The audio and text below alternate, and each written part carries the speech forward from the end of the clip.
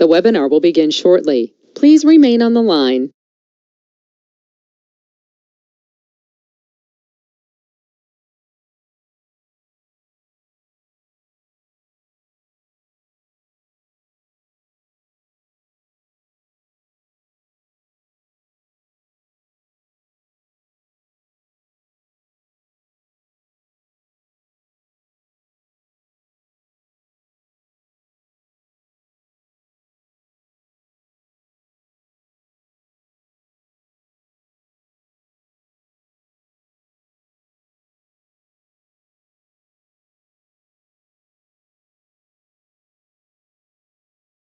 The webinar will begin shortly. Please remain on the line.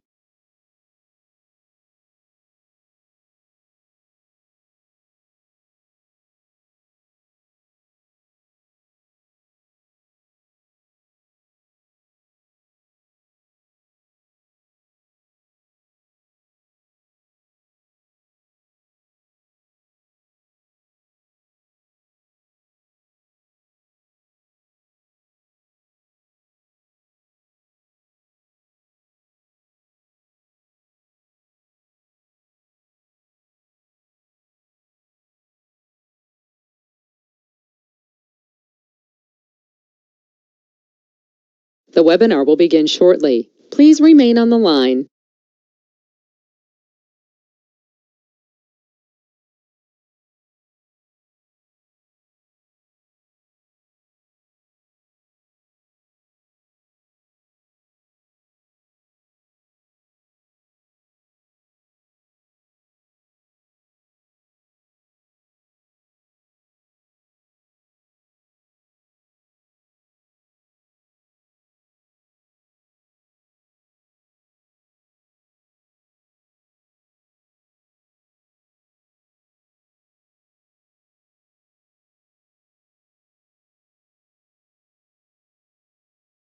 The webinar will begin shortly. Please remain on the line.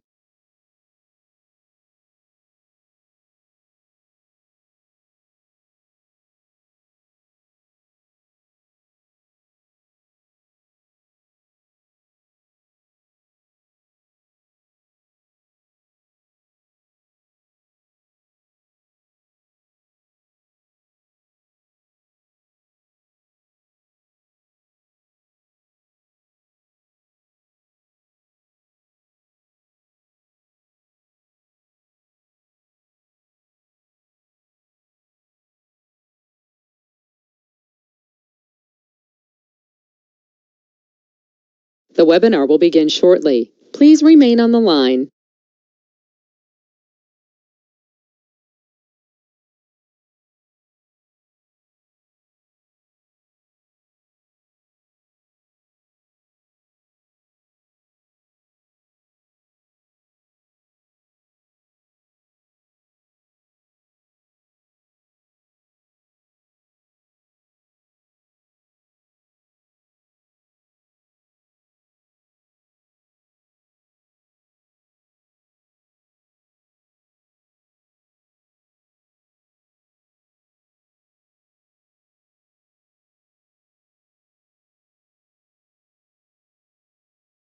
The webinar will begin shortly. Please remain on the line.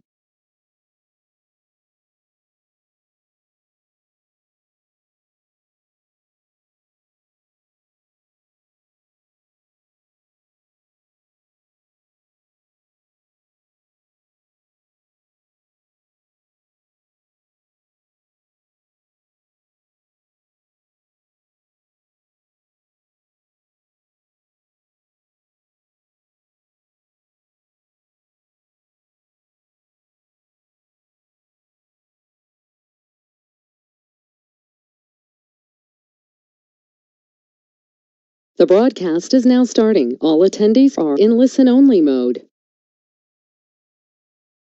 Hello. And we cannot with the backside of Spectroscopy, they never test the heavy metal present in the multivitamin tablets. We need to understand the metallic composition present in each and every multivitamin tablet as well. And cookies, these cookies, like these are very favorite food for all of us, and if you open the cookies after a long time, we don't know what kind of process has been done, what kind of metallic contamination has been happening in the cookies. And once if we have a cookies, definitely the metallic content will go inside of our body, and the heavy metals will stick to our organs and finally destruct the organ functions basically. And the most famous thing is we like the gold, and the gold is having 18 carats and 24 carats of gold is available. And if you would like to know the purity of gold, definitely the heavy metallic composition has to be tested on the gold material as well. No worries, we are having a solution with us. And welcome to our module for atomic spectroscopy techniques. With the help of these atomic spectroscopy techniques, we ensure the quality of any kind of the product. And Perkin Elmer, if you have a look of Perkin Elmer atomic spectroscopy family, we are having 3 analytical techniques with us, along with a one sample preparation technique microdation system. So in analytical techniques, for the first and foremost one is the AAS, which mainly works on the atomic absorption phenomenon, and it is a single elemental technique.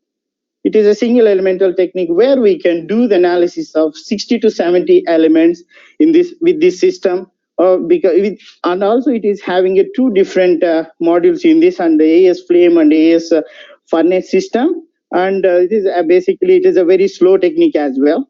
And another technique we are having is ICPOES, inductively coupled plasma optical emission spectrometer. And it is mainly works on the atomic emission phenomenon, and it is a multi-elemental technique, and where we can do the more number of elements in a single run. And also it's a very, very productive instrument. We can do around 300 to 400 samples in a day with the help of ICPOES. And the last one is last but not least, but it is a very sophisticated, high sensitive, versatile technique, and that is inductively coupled plasma mass spectrometer. So with the help of this, this is also one of the multi-elemental technique, but with the help of this technique, with the help of this system, we can do the analysis up to the very lowest level, like parts per trillion. So all these analytical techniques are usually connected or operated or controlled with the synergistic software. As I said, we do have a sample preparation technique microdation system, and it mainly useful for the preparation of the samples under closed vessel by applying the temperature and pressure. We are the only vendor having sample preparation technique along with the analytical techniques. After looking at all of 3 techniques, you will get a question mark like what would be the suitable technique for us. And we are having a set of questions to break your, whatever the questions coming in your mind. And the first and foremost question is, how many elements would you like to do? Either it is a 1, or it is a few, or it is a many. Depends on the number of elements you would like to go for. As I said, AS is the single elemental technique. And if you want to go for a single elemental analysis, definitely we will propose the AAS flame or AAS graphite furnace technique. If you want to go for 1 or 2 elements, obviously the one option is the flame. And if you want to go for several number of elements, definitely we'll go for either OES or ICPMS. And here we cannot conclude the what system we require basically. And we have another set of questions. What is the level you are really looking for? And either it is parts per billion or parts per million or a percentage level. Depends on the level you are looking for. We can propose the technique as per your requirement. And how many samples would you like to do in a day or a week, in a month? Depends on the sample also. We can propose the suitable technique for your analysis. And how much sample content do you have? This is also one of the crucial question, because if you don't have enough sample, and we will go with the graphite furnace atomization instrument, or if you are having enough sample, then we will propose any of the technique to do the analysis of metals. It is not changing. And atomic spectroscopy techniques, the main consideration is concentration, linear dynamic range. Depends on the linear dynamic range, we can understand the sensitivity of instrument. Here you can have a look. In AAS, as I said, there are two different techniques has been incorporated, and the first one is flame, where you can do the analysis from percentage level to sub ppm levels. And if you go with a furnace, then we can do the analysis of sub ppb levels, parts per billion. And by combination of both flame and furnace, you can extend the dynamic range percentage level to sub ppb levels. And also we do have a ICPOES, which is a dual view, axial and radial view will be there, and where we can do the analysis from percentage level to sub ppb levels. And as I said, ICPMS is most sensitive and sophisticated instrument. Here we can have a look that with the help of ICPMS, you can do the elemental concentration up to the sub ppt levels. Introduction of AA. And if you would like to do the elemental concentration in any of the product, like each and every atom is having a specific electronic configuration. In AAS system, as I said, atoms will absorb the energy, and atoms having electrons or ground state electrons will absorb the energy, goes to the higher energy level. Here we are providing a specific elemental wavelength to the atom having electron. It absorbs the energy and moves to the higher energy level. So the absorbed energy, the light absorption is proportional to the elemental concentration. As I said, AAS is having two different techniques, flame and graphite. Acetylene or electrically heated graphite tube is evaporate the sample and dissociate the sample into components of atom. When we provide the light from the halocathode lamp, the free atoms on the surface of the atomizer,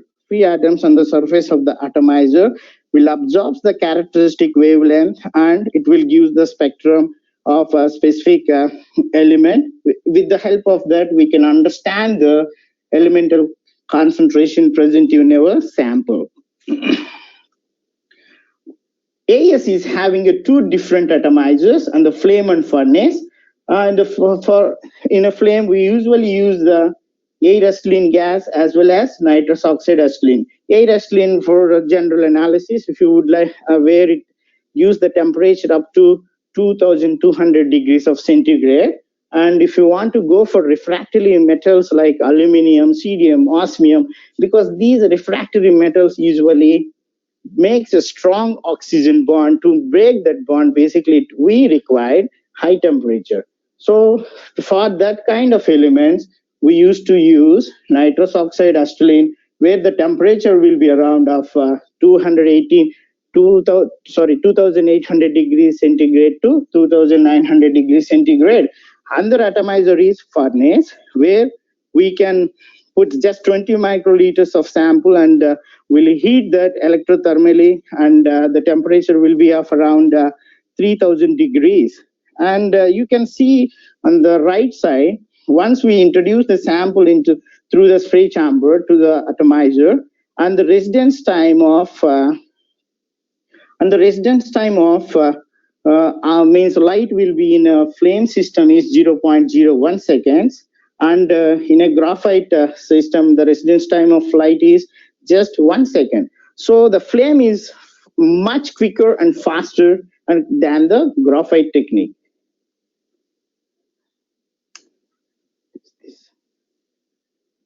And you can have a look of basic atomic absorption spectroscopy, and see whatever the sample you are having. If it is a water sample, doesn't require to prepare, just we have to, as defined, we will just aspirate into the instrument. And if your sample is a solid, we have to digest with the suitable solvents or acids, and we have to bring it into the liquid form, and finally we'll introduce it into a spray chamber.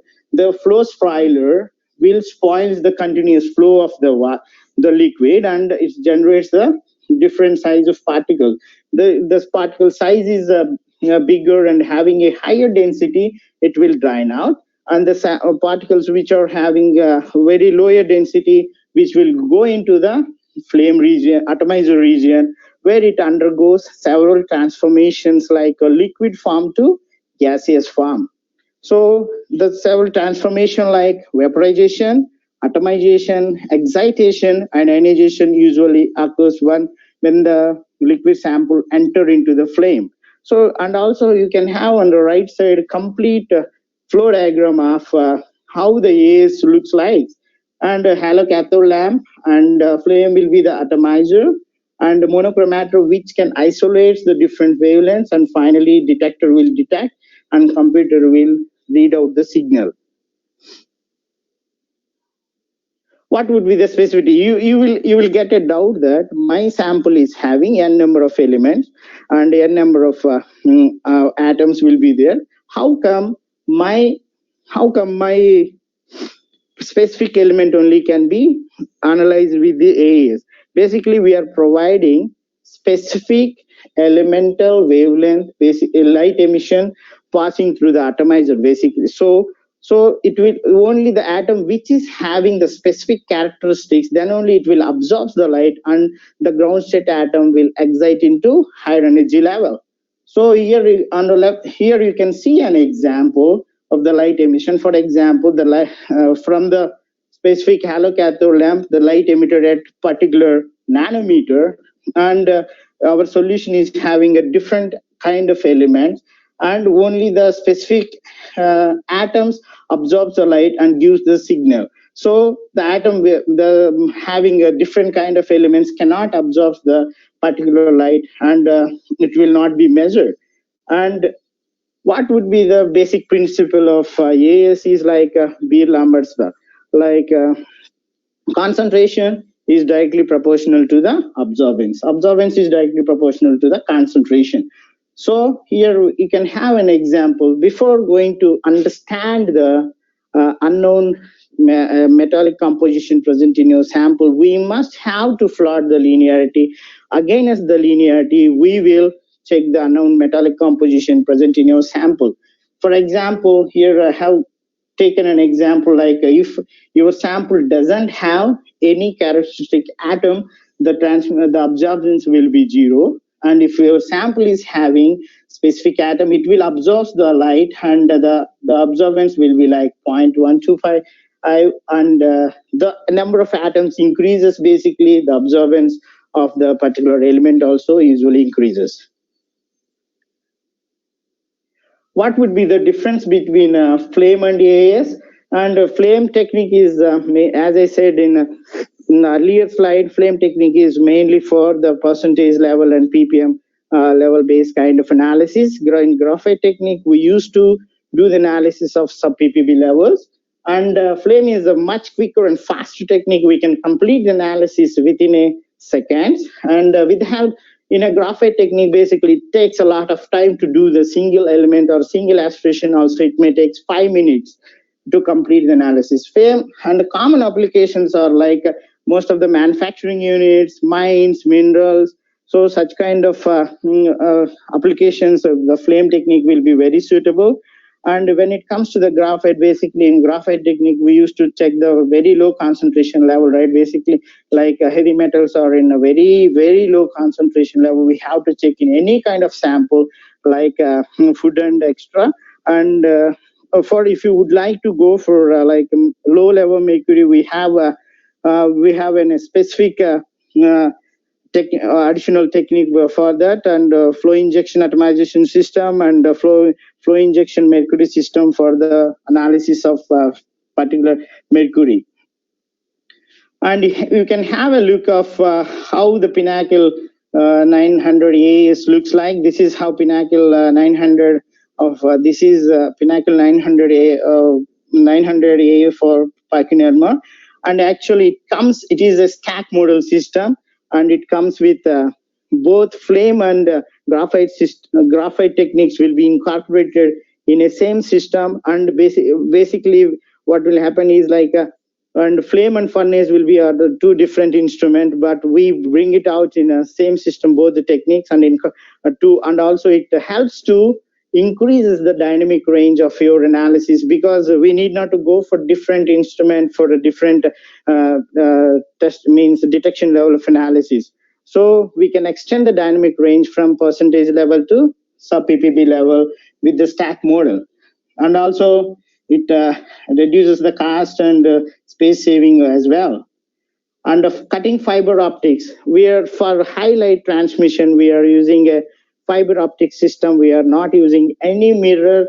We are minimizing the mirror to transfer the light to the detector. And the entire system is controlled by the synergistic software, and easily removable burner. If you would like to go for different application, like if you basically burners we are using for general application, we use a 10 centimeters burner. If you would like to go for refractory metal analysis by using the nitrous oxide acetylene flame, you have to change the burner for 5 centimeters. So we can easily remove and refix the burners as per our application and requirement.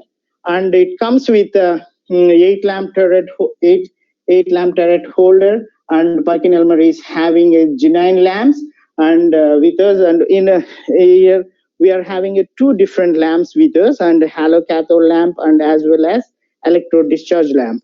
So halo cathode lamp is mainly for common applications. When you would like to go for like elements like heavy metals, arsenic, lead, cadmium, which is easily evaporate lower temperatures as well. And for such kind of metal, those metals are usually in very low concentration, and also these like arsenic, lead, cadmium, mercury, and all comes under UV region. It will basically very distantly located on the spectrum, and also these elements is having shorter wavelength. Because for UV region there will be a lot of background to overcome that. We require high intensity light is required. So with the help of EDL lamp, we can provide the high intensity light, as well as we can achieve the very low detection limits. Because in HCl lamp we are using a high purity metal. In a halo cathode lamp we are using a metallic powder in a quartz cell, and we are using RF coil to get the emission of the particular light. And tube view camera will makes your life easier, because because the tip alignment is a very crucial part in a furnace. Basically we are using just 20 microliters of sample. If you cannot put the sample properly, then definitely your result will be wrong. With the help of a QV camera, we can do the alignment properly and we can get the appropriate results. And 8 lamp turret, as I said, the system comes with 8 lamp turret. You need not to worry what kind of elements you would like to do, and you can fix 8 lamps at a time, and you can select automatically, and automatic pre-warming up. And for your next elemental analysis, you can make your lamp ready for next analysis with the help of this kind of additional holding capacity of lamps. And a graphite furnace, as I said, this is the means both the system flame and graphite will be in a same system, and it usually increase means it will be reduces the space in your lab, and both comes in the same system. Like we can extend the dynamic range of your samples, what you are really looking for. And this is a very smallest in the system in the market. And the auto sampler automatically comes with means it's default by default it comes with auto sampler. Doesn't require additional auto sampler, because we used to give the program in a software, automatically does the calculation and does the calibration, and finally it gives the result.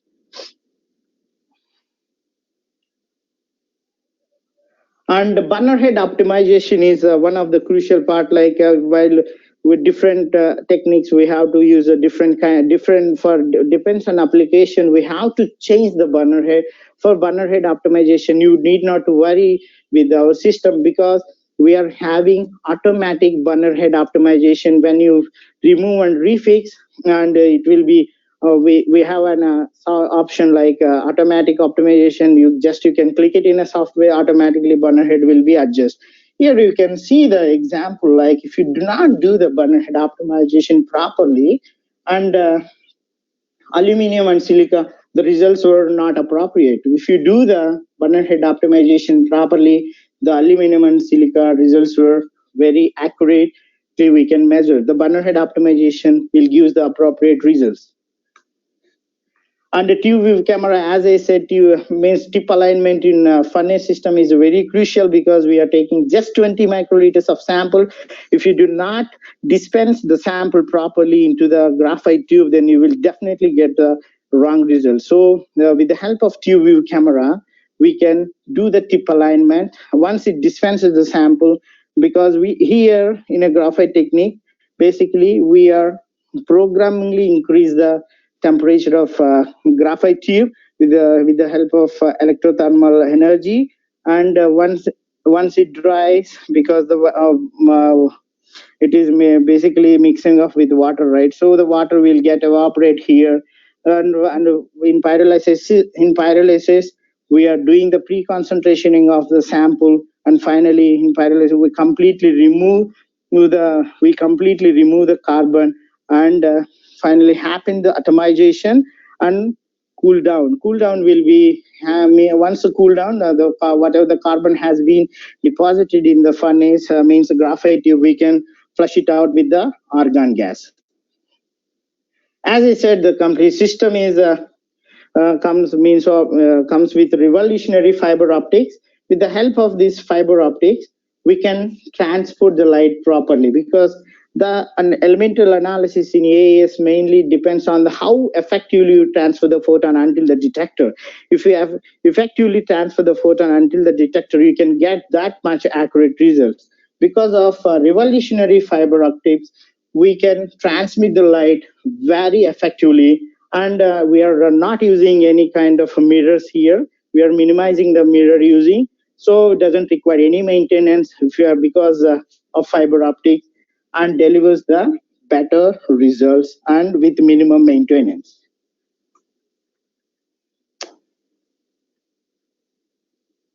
And the background correction is one of the crucial parameter in any kind of the analytical instrument. Because of background correction, basically our interested element signal will be superimposed, and it will give the false result.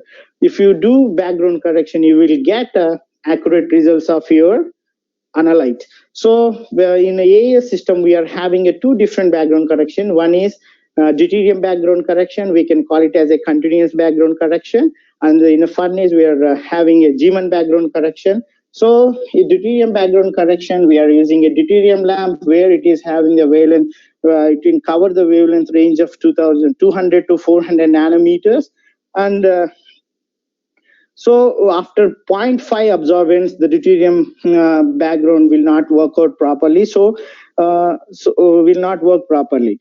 So in Zeeman background correction, usually used in a furnace system, where atomizer will be placed in two strong magnetons, and when you don't apply the magnetic field, you can observe the peak height, how it looks like. And when you apply the magnetic field, we can split the peak into three, and whereas pi and sigma components. So we can get the accurate results of your specific element, what you're really looking for.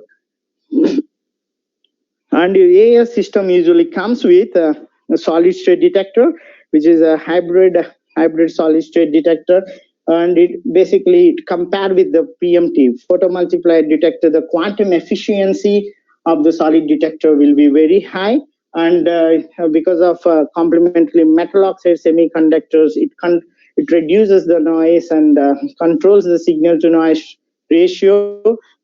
Because if your noise is more, you cannot do the low concentrated elements. So we have to suppress the noise, and we have to enhance the signal for better sensitivity. And also you can have a look here on how the quantum efficiency difference between the solid state detector and PMT detector. And the SSD detector is having very low background noise, and compare with the PMT detector. PMT detector is having very high background noise. So the solid state detector is having a superior quality, and to suppress the noise and enhances the signal, and it is very sensitive, and you can get the much reliable result of your analysis for your elements. Next, I will take you through the ICP OES. What would be the theory behind the ICP? Basically, as I said in AS, our atom having the ground state, our atom having electron at ground state, absorbs the energy, moves to the higher energy level. Now we have to bring it down that electron to the ground state, because that high energy level is not at all stable. So while coming down to the ground state, it emits the energy. That light, that emitted energy is directly proportional to the elemental concentration. So in AAS plane is the major source for ionization.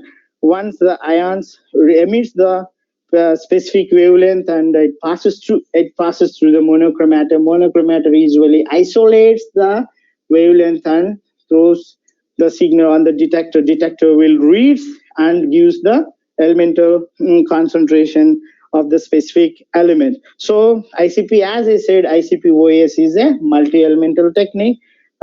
Multi-elemental technique. And what are the different characteristics of ICPOES? ICP, with the help of ICPOES, we can do around 70 to 80 elements we can cover in a periodic table.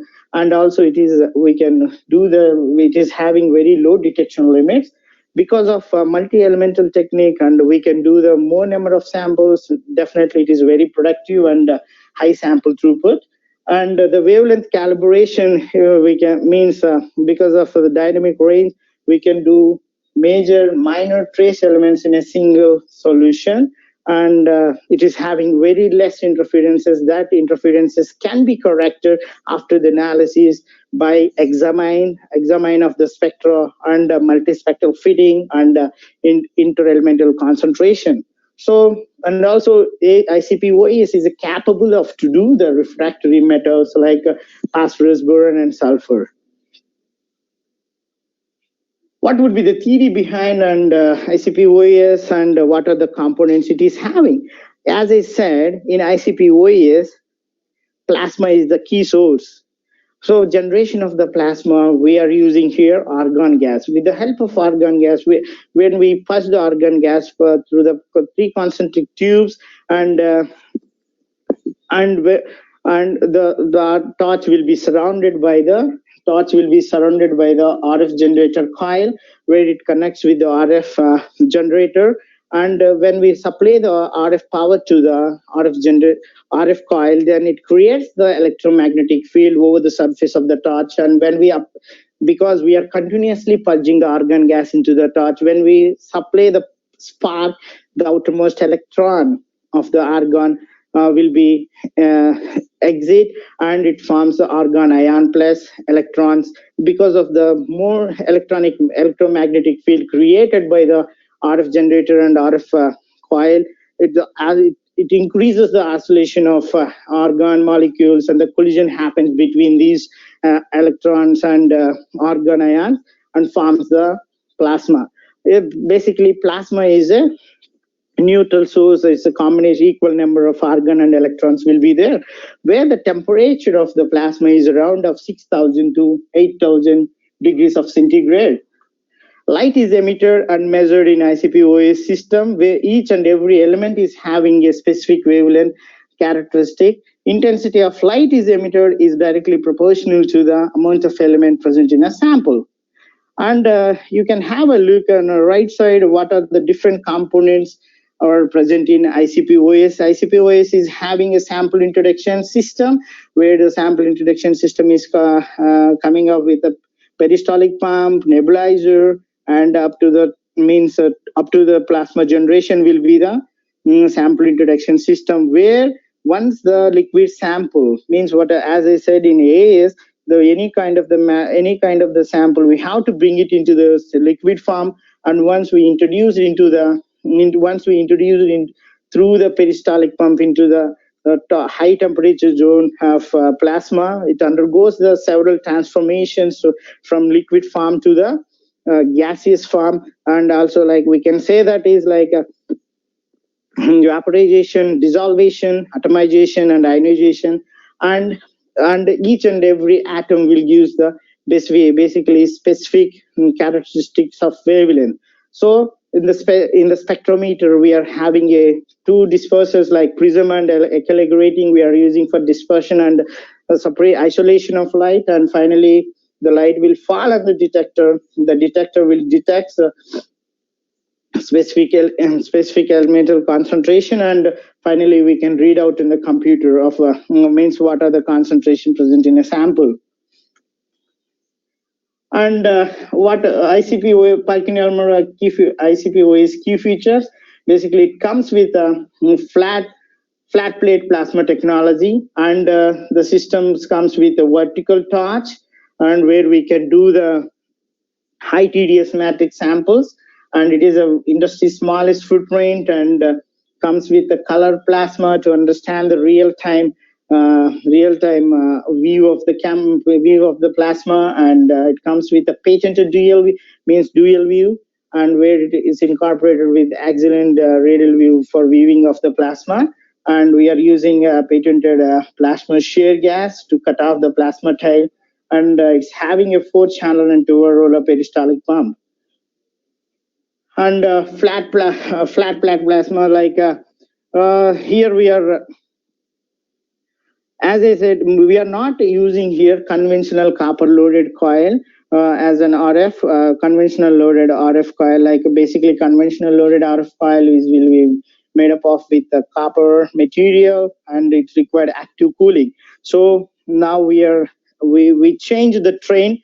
So we came up with a flat plate technology, where it is made up of with aluminum, and it doesn't require any kind of cooling, and doesn't require any maintenance. And cutting of the plasma tail is a very crucial. Otherwise the atoms produces the photon will be absorbed by the different atoms. Finally we may lose the specific element concentration, we cannot read out. So plasma tail cutting is very crucial. So we are using here a compressor rate to cut off the plasma. Here you can see that to cut off the plasma. So to avoid the self-absorption, and no hardware components used to be no hardware cooled cone components we are using for cut off these plasma tail. So as I said, instrument comes with a color plasma cam to understand the real time plasma, and ensures the maximum uptime, and simplifies the method development. And instruments comes with vertical torch, and basically because of vertical torch we can do the high TDS sample, and it is having a better matrix tolerance. So depends on the applications, we can adjust the depth of the plasma, depends on our applications.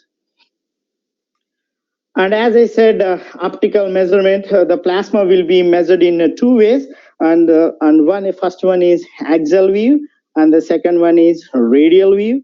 So axial view, which is exactly opposite to the plasma, where you can see the distance of the light traveled is very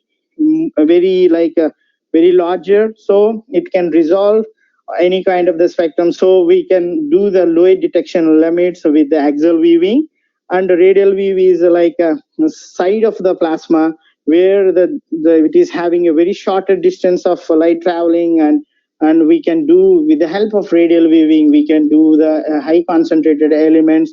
So both means in Perkin-Elmer instrument, axial and radial viewing makes the extensive dynamic range. Like we can do the analysis from ppb level to percentage level with the combination of both viewings. Dynamic wavelength stabilization is one of the phenomenon of Perkin Elmer AAVO ICPOES because of this dynamic wavelength stabilization, we doesn't require to wait for a warm up. Like we can make our instrument ready within a 10 minutes from the cold start because here we are doing the online wavelength calibration with the neon lamp because the neon lamp is having a 21 wavelengths which covers the both UV and visible range. We will do the calibration with the neon lamp, so detector purge also not required. So we can start the analysis very quickly and fastly within a 10 minutes from the cold start. The detector what we are using is dual backside illuminator CCD detector, which works on the destructive mechanism. When destructive mechanism, basically it is a combination with AAcle grating, so both were in inline like AAcle grating and CCD detector. The AAcle grating will delivers the different kind of, it will segregates the different wavelengths and put it on the detector. And detector finally, because it's having a photosensitive area, once the photon hits on the photosensitive area, basically that photosensitive area is made up of with the silica oxygen and silica bond.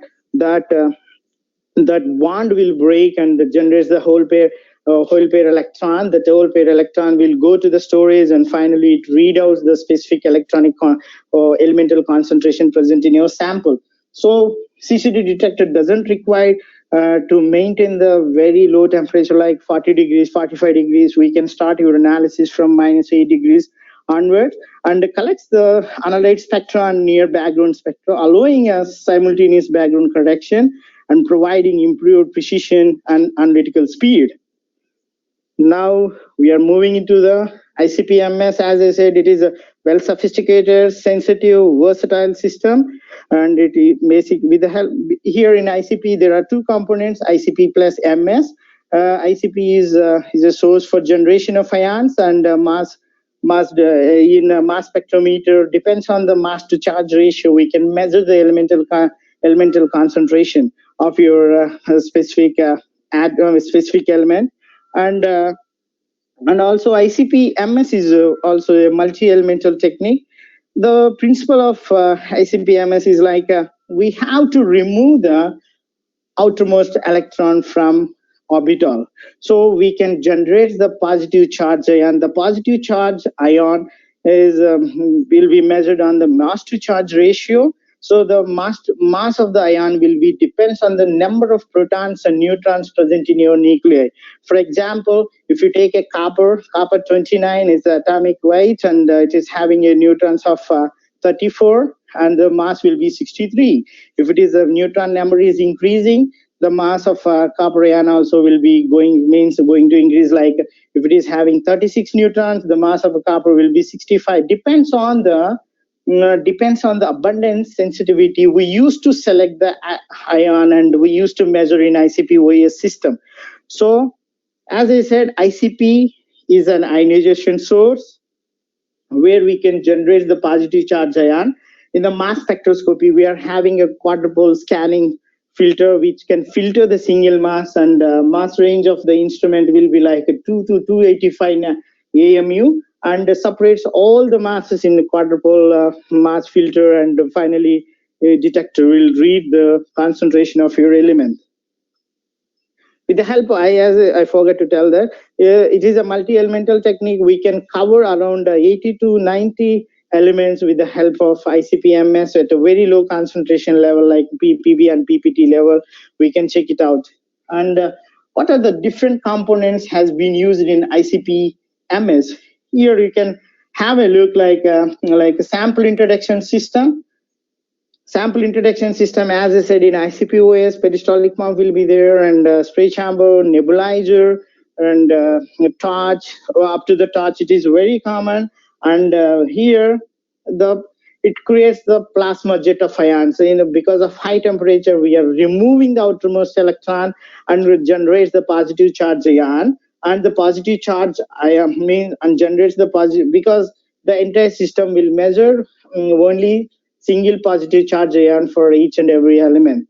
So once in the hot plasma generates the positive charge ion. It will the passes through the cones. Passes through the cones because the cones is having a small aperture, and once it passes through the cones, then in a quadrupole ion deflector, we are calling it as a first quadrupole. Our ICPMS is a three quadrupole system.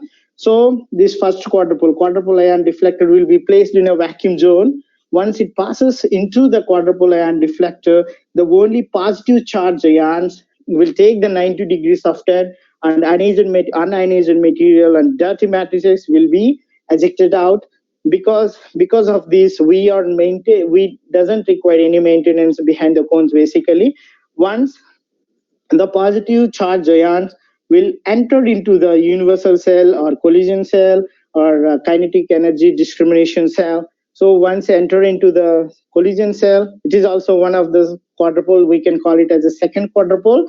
So here the interference molecules, which are has been coming from the like acids and gases, what we are using the because of from the sample matrix, we can remove the interferences with the three modes of operation in a collision cell, like a standard mode, collision mode, and reaction mode. And finally, we will filter the ion and sending into the quadrupole, means scanning quadrupole, where it is having a resolution of 0.3 AMU to zero point 0.7 for the entire mass range, like 2 to 285 atomic mass units. Finally, it filters and delivers the specific ion towards the detector. So here we are using a electron multiplied detector, where it is electron once it is entering the ion, once it enter into the detector, there are the different kind of diodes will be there. There are the 20 to 34 diodes will be there. Once it enter into the detector, it will once hit on the diode, it loses the electron, and the electrons will be multiplied, and finally the counts of depends on the counts, so we can measure the specific elemental concentration. And we are having a one of the key feature with us, like to do the high challenging matrices, like high TDS sample. If you would like to do a sea sample, sea water, for example, sea water which is having a like a 35% of NaCl salt will be there too, because it is having a high salt content, and solid particles also will be more. If you would like to do such kind of samples, we are having a system, means the sample introduction system, like all matrix solution. We are calling it as AMS. Here we can do the argon dilution and introduce it into the plasma, and because of due to the high solid content present in your sample, there may be a chance of clogging of cones that will be restricted here because of argon dilution. So with the help of AMS, we can do up to 35% of TDS samples can be done directly in a system. And for plasma generation, we basically use the loaded coil, which is made up of with the copper. And you can have a look after 48 hours how the copper coil looks like. It is degraded over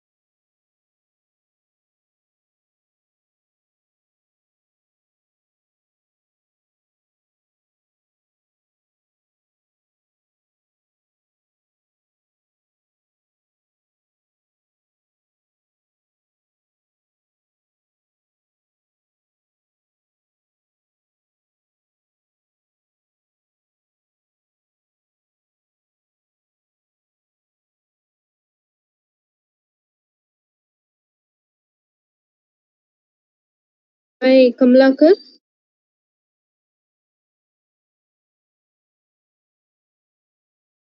Kamlakar, your voice is not audible.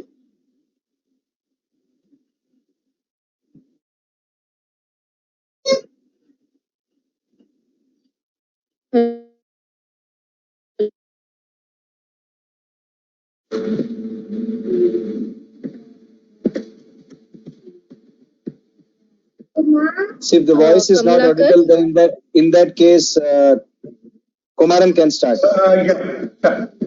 I will start from. No, Kumaran, you can continue with from where Kamalakar left. Yeah, make me as a presenter. Okay.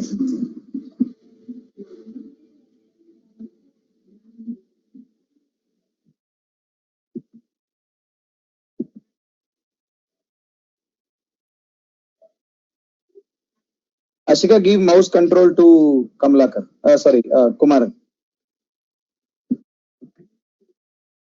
Yeah, I think all you can able to see my screen, right? Yes, Kumaran, please go ahead. Yeah. So where the Kamlakar stop here? Sorry for the inconvenience. I think some signal drop in the Kamlakar side. So I will starting from here. Generally, the ICPMS comes with loaded coil as a copper coil. So what it happens, it requires some cooling because the plasma will be formed here, which gives temperature around more than 8,000 Kelvin. So which will adversely affect your coil life, something it will damage over a period of time. And again it will come as a consumable. To avoid these things, so what we did, we invented new kind of technology in our ICPMS that is called Lumicoil. You can see here there is a lot of fins are there, which is equally distributed due to the surface area. Whatever the heat which are attributed to the Lumicoil can be isolated. That means it's a made up of kind of aluminum alloy, which is self-cooling material, and it's resistant to any kind of chemical resistance, and we are providing the extended lifetime of warranty. Whereas in copper coil, it requires regular replacement, yearly ones or something. Whereas Lumicoil, it doesn't require that kind of maintenance or something replacement. And when it comes to, as we explained, we have the three-cone technology. So where we have sampler cone, skimmer cone, hyperskimmer cone. So what it really gives you additional benefit when you compare to two-cone technology, which is available in the common ICPMS. So what will happen when you are using two-cone technology? The ion which is coming out from the second cone, the beam of the ion will be the more. So that means the ion will try to stick on any surface of the instrument component in the interface, and where there will be loss of any ion, or there will be a continued deposition of that particular ion over the surface, which lead to some maintenance. And also you can see the pressure, because in ICPMS we are generating ion in the atmospheric pressure, and we are allowing it to go to in the vacuum. So when it going to the vacuum, there should be a uniform drop down will be there. So when you are looking at double cone technology, the dropping in the pressure is in two steps. That means sudden drop in the pressure will happen. Whereas in three cone technology, you can clearly see there are three stages of filtration. So whatever the ion coming from the cone, the beam of the ion is very small. So there will be few memory effect. That means there will be no deposition of ion on the interface region, and whatever ion generated in the plasma will be tightly focused. You will be getting the narrow beam. And also when you're coming to pressure dropping, you will get the three stages of filter. So it will be pressure dropping will be the uniform, and you will be getting the very tightly focused ion. So that is the advantage of having the triple cone technology. And when it comes to interface region, after cone we have the quadruple ion deflector. Again, this is used to the deflect the ion. As in the plasma, there are a lot of ions formed, like positively charged ion, negatively charged ion, neutron, positron, photon. But in ICPMS, we are interested on only positively charged ion. So with the help of the QID, which is our quadrufold ion deflector, we can deflect only positively charged ion. Because since these are the negatively charged, only positively charged ion will be attracted, that will be allowed to the further process. And so here you can see clearly the ion is never touches on the quadrufold rod. So that means you can get maintenance free interface where you can avoid this kind of maintenance in the instrument. And there is no additional extraction lines, there is no omega lines where you need a lot of maintenance on that. So due to the advance of this, you can have very low background noise and you can get very high sensitivity even for the low mass, and ultimately there is no maintenance required for the code. And when you come to ICPMS, the challenging thing is the interference. Since we are going PPB range of analysis, so there are possibility of interference. There are two kind of interference. One is polyatomic interference, like a combination of 2 or 3, like for example, beryllium and oxygen. So both will combine, it will give mass of 27, which will indirectly affect the aluminium result. And also other interference is the isobaric interference. That means same mass having the different ions having the same mass number. For example, calcium at 40 shared by argon as well as potassium. So these are the two different kind of interference which you will get in the ICPMS analysis. To remove this kind of polyatomic interference, we have the option of going with collision mode and reaction mode.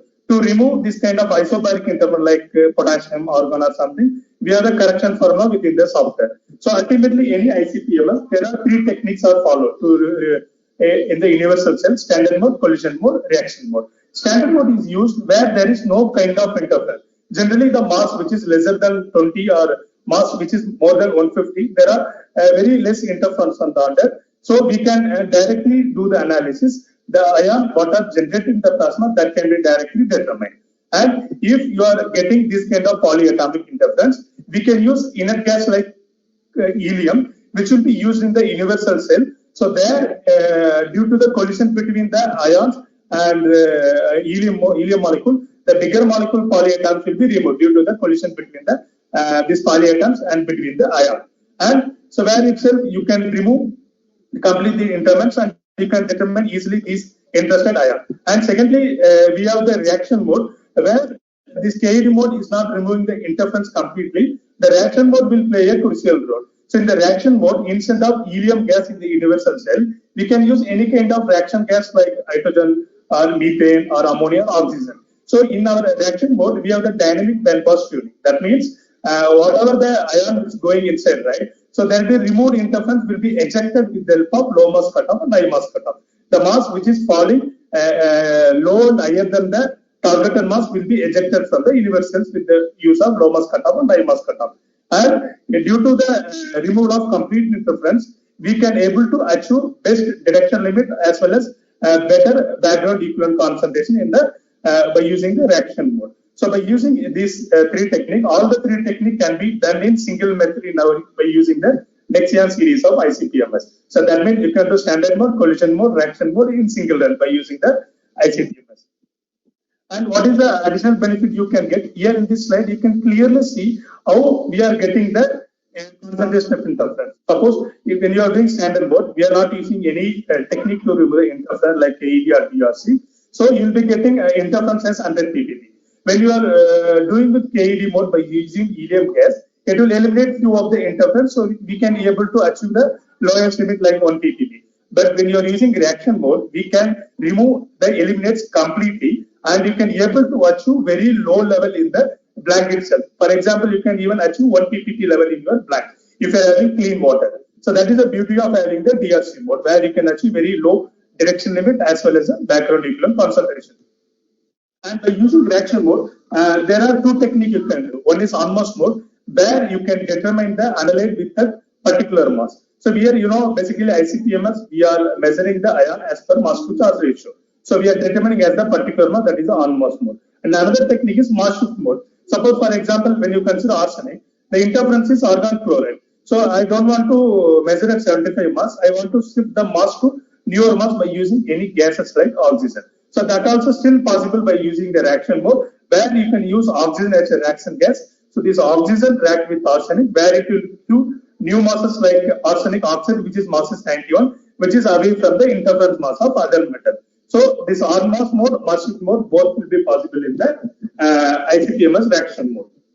And another feature is, when that ICPMS is mainly designed for PPT and TPP range of, that means trace level of analysis. When the people having a sample where they want to measure more than 1000 ppm or 100 ppm, so they will surprise them whether it is possible by ICPMS or not. But still, we have to future extending dynamic range, which is called EDR, by using control on the dynamic bandpass we are applying certain voltage on the universal cell rod, so which will suppress the intensity. Where you can see this is ions in, and if it all ions are going, then you will be getting ions out. So when you are applying this factor, EDR, like RPA factor, so that ion will be suppressed into some ratio, whatever the ion response, which is coming into the cell. So based on the intensity applied here, that will be suppressed into 1:10 or 1:20. For example, in this case, so we are getting sodium of 8 chlor count, where it is very high in the count, maybe the chances of director saturation due to high concentration. So where we are applying this EDR feature, so where ultimately you can suppress the intensity, so which you can measure within the detector range, so you can avoid the director saturation. So by using this technique, you can extend your dynamic range of your ICPMS up to 12 orders of magnitude. And also this is specific to element. This you can apply individual to element. So you can run both high concentration and low concentration in single run, and you can achieve any concentration in the by using the EDR technique. Again, which is a unique feature which is available in the Nexion ICPMS. So these are the method how we applied. So arsenic cadmium along with sodium iron, which is sodium iron which is present in the sample. So where I applied this RPA to suppress the ion response which is coming from the plasma, and arsenic cadmium which is less, I not applied this RPA factor. So by this unique feature, we can achieve any range of the method. And second thing is, what else ICPMS we can use? Second thing is, first thing is we can use for speciation. So speciation is nothing but it is an analytical technique to measure the what is the quantity of one or more individual chemical species present in a sample. So for example, if you are taking arsenic, there are two oxidation states are available, like arsenic 3, arsenic 5. So by using the speciation technique, you can determine the individual oxidation state of metal, also complex and molecular structure of the particular metal. So the both will be identified by using the speciation technique. So where you have to connect HPLC, with the help of HPLC, where you can separate the individual species of metal, and ICPMS is used for the direction of particular metal. And along with this, what else we are having? We have a microwave digestion system. For this analytical technique, we need to have the sample preparation steps, where microwave digestion is one of the recommended technique for sample preparation. So we do have our own microwave digestion, which is called Titan MDS, which comes with 8 vessel configuration and 16 vessel configuration. The only difference is volume only. 8 vessel accommodate 100 ml and 16 vessel accommodate 75 ml. And 8 ml will go up to 100 bar and 60 vessel will go for 40 bar. If you have a food lab and you have more number of sample, 16 vessel is recommended. And also it's a front loaded cylindrical oven cavity is available, so you can handle individual vessel instead of handling the multiple vessel. You can control the individual vessel by keeping inside and taking out from the digestion. And we do have direct temperature control, direct temperature control sensor, as well as direct temperature control measure. So there is no probe used to measure temperature. Only using IR sensor, you can individually measure the temperature of each and individual vessel, and where you can see how each sample is eating in within the vessels. And we have the dual magnetron, which produces a microwave. It's a normal like what we are having the microwave oven in the home only. Same kind of procedure only. With the help of magnetron, we are applying the microwave, and we completely built with safety as a superiority. And we have all the safety feature within the instrument, where it will act like very unwanted actions going on. Automatically, the instrument will trigger, and where it will stop the eating process. And also, it comes with integrated touchscreen. No need of having the additional PC to control the Titan MDS. Within the touchscreen, you can control, you can develop the method, you can run the program, and you can stop the digestion technique. And we do have application note, which is done for almost more than 160 products, like a cookbook, so which is available with the Titan MDS. And also we do have all the instrument technique, AA, ICP, and ICPMS along with the MDS. So we are the only vendor who can provide the analytical solution as well as a sample preparation technique. And hereby I am completing the different analytical technique principles, how it works and feature. And thereby I will provide an overview of few application using AA, ICPOES, and ICPMS technique. Generally, atomic spectroscopy is used to determine the elemental composition. So basically, what it answers, like for example, is this body moisturizer free of aluminum? Because most of the moisturizer cream comes with a plastic bottle, and some deodorant, something comes with a metal container. So there is any chances of metal into the final product. So you want to determine the metal in that particular thing, and this will be useful. And also, does this baby formula include essential elements such as magnesium, phosphorus, potassium, and calcium, or well within the requirement? Also, there is toxic metal will be there, obviously. So whether those metals are well within the limit, or does the beer contains any trace metal? So basically, to answer all the questions, we have the three techniques like AAS, ICPOES, ICPMS, where you can use these three techniques. You can, irrespective of any sample, if you want to determine the metal content, these are the three techniques where you can use. So based on the metal, just as a point of view, we just differentiate into three categories: minerals like sodium, potassium, calcium, magnesium, which is essential for our human metabolism, and also micro minerals like copper, iron, manganese, zinc. So these are the we required in the minimum quantity, so that is called micro minerals. And toxic metal like arsenic, cadmium, mercury, lead, which are not at all required for our human intake or for something. So these are the different category of metal where will be categorized when you are going for the instrument analysis. And when it comes to application, this atomic spectroscopy is used in wide application ranges. Starting from the when you see pharmaceutical product, you can market you can see different variety of multivitamin tablet. If you have a chance and if you see the back of the cover of the multivitamin tablet, they mention what is the vitamin, how much vitamin composition, how much the metal composition. The metal, they mention sodium, potassium, calcium, magnesium. So and they given some amount like 100 mg, 20 mg, 10 mg. So those information they will get by analyzing the particular pharmaceutical product using the either of the technique. And also toxic metal like arsenic, cadmium, mercury. So that also can be determined by using this analytical technique like the AA, ICP, and ICPMS. And also food and agri product also one of the important thing where the metal analysis required to determine nutritional metal as well as the toxic metal. There also this product then will give better answer for you. And when it comes to environmental, soil, water, and air. So these are the pollution. What are the metal pollution in this matrix? So that can be identified by using this instrument. And also packaged drinking, carbonated drinking, and also packaged food, junk food, and all kind of cereal, pulses. In that, if you want to get the information, what are the nutritional information in that, again, this technique can use. And as the petrochemical industry also, this technique is widely used. You know, we are in the BS6 norms. So where what are the emitted by the automobiles? So the toxic level should be controlled. So when you come to toxic, metal also one of the toxic. So how we can control by testing the petrol, diesel, or lubricant by using the instrument technique. So there are any potential toxic metal in that petrochemicals. So that also can be identified. And biomonitoring. So biomonitoring nothing but analysis of our human fluid like blood, serum, urine to determine any metal in that. And also nowadays the people are using a lot of metal transplant. So metal they are using as a bone joint or something. So there is any potential leaching of metal from that particular joint into the bloodstream. So those kind of information you can get it by using the this analytical instrument. Also next geology, like mostly we are analyzing the ores and rocks because most of all the metal which we are using day-to-day analysis, day-to-day purpose, all are extracted from the ores only. So whether there's what kind of metal present in the ore and what is the composition of metal in that particular ores. So those can be determined by using this technique.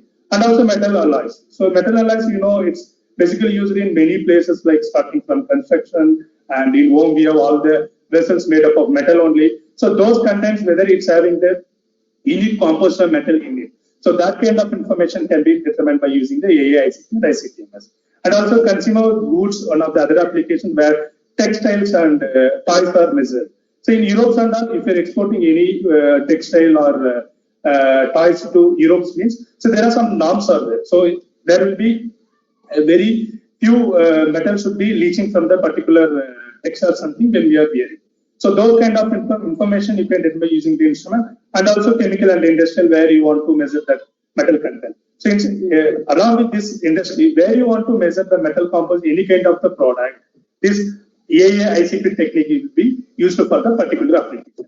And what are the regulatory needs which is available in the market? First is the FDA, US FDA. Like FDA is responsible for protecting and promoting public health through the control and supervision of food safety, dietary supplement, and pharmaceutical drug.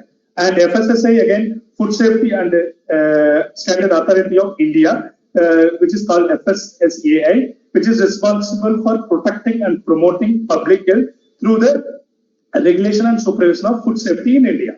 And Bureau of Indian Standard is a national standard body of India. BIS is responsible for the harmonious development of the activities of standardization, marking, and quality certification of goods. And International Organization for Standardization, ISO, is a developer of international standard, and it provides common standard among nations, which covers everything from manufactured product and technology to food safety, agriculture, and healthcare. And Codex is a collection of internationally recognized standard, codex of practice, guidelines, and other recommendations relating to food production, and food safety. So again, Codex is established by the Food and Agriculture Organization, joined by the WHO, World Health Organization. And World Health Organization is a specialized agency who is responsible for international public health. So they also give some guidelines for testing some kind of product as well as the guidelines. And ASTM is called as American Society for Testing and Material. It is an international standard organization that develop and publish a lot of technical standard for a wide range of material, product, system, and service. So these are the regulatory bodies which gives a testing method or which instrument you want to use, what are the tolerance limit of particular method each and every product. So those information you can get from these regulatory bodies, and any instrument technique you can use for the determination of particular methods. And when you come to instrument, as you know, there are three techniques: flame, AAS, ICPOES, and ICPMS. So this chart will give you what are the detection limits you can achieve by this instrument. By using flame AA, typically you can achieve the lower DLS starting from 100 ppb to 1 ppb. By using GF graphite furnace, ultimately you can go sub ppb level. You can go up to 0.01 ppb.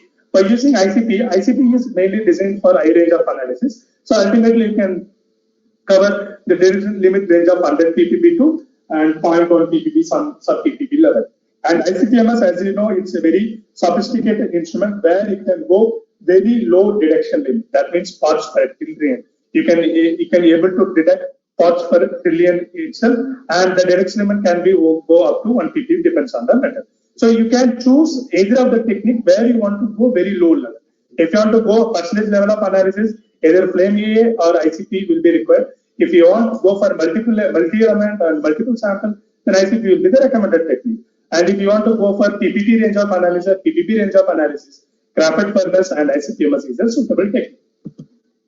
And when you go for any kind of sample analysis by using any instrument, there are some steps out there. How to start the analysis? First, you have to collect the sample. So any kind of samples, you will get the powder or solid, or sometimes you will get the cereals and pulses, and sometimes you will get the water. So approximate sample preparation technique need to be used, which I am going to explain in the coming slide.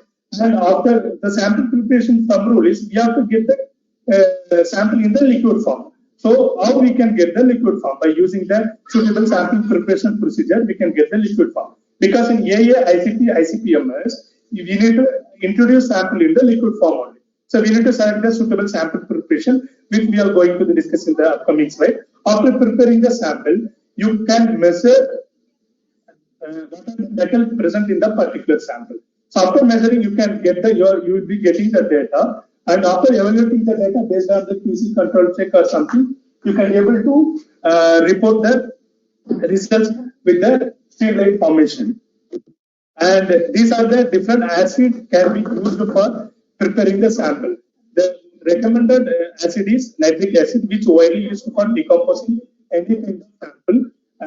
For example, nitric acid is an oxidizing agent which can decompose any kind of matrix. So nitric acid can be used for any kind of digesting the sample, which will keep in the soluble form of matter in the solid solution. And also hydrochloric acid can be used, HF can be used. So where you want to digest the soil sample or some kind of silicate matrix, hydrofluoric acid can be used, and also perchloric acid also can be used along with nitric acid. Sulfuric acid can be used to destroy the organic matrix like polymer or something. Nitrogen peroxide can be used as an oxidizing agent to fasten the reaction. So nitric acid is the major. Along with these are the combination of acid you can use it. So you can see what are the common acid mixture here. So the common mixture is aquarija, the combination of 3:1 HCl and nitric acid. And these are the some additional combination like where you can do nitric acid, HCl, HF and perchloric combination, where it is used for digesting the high complex sample. And when you want to digest any soil sample or glass sample, nitric acid HF is recommended, and nitric acid HF also recommended. So these are the different combination of acid apart from nitric acid. So nitric acid is the universal acid to digest a sample. So these are the acid or additional acid which can be improvised your preparation. And again, when coming to sample preparation, there are 4 common methods available. The first one is dilution. Suppose if you take sugar can be easily dissolved in water. So if you want to determine any metal in the sugar, just take the sugar, dissolve in the water. You can go for directly analysis. That means direct dilution.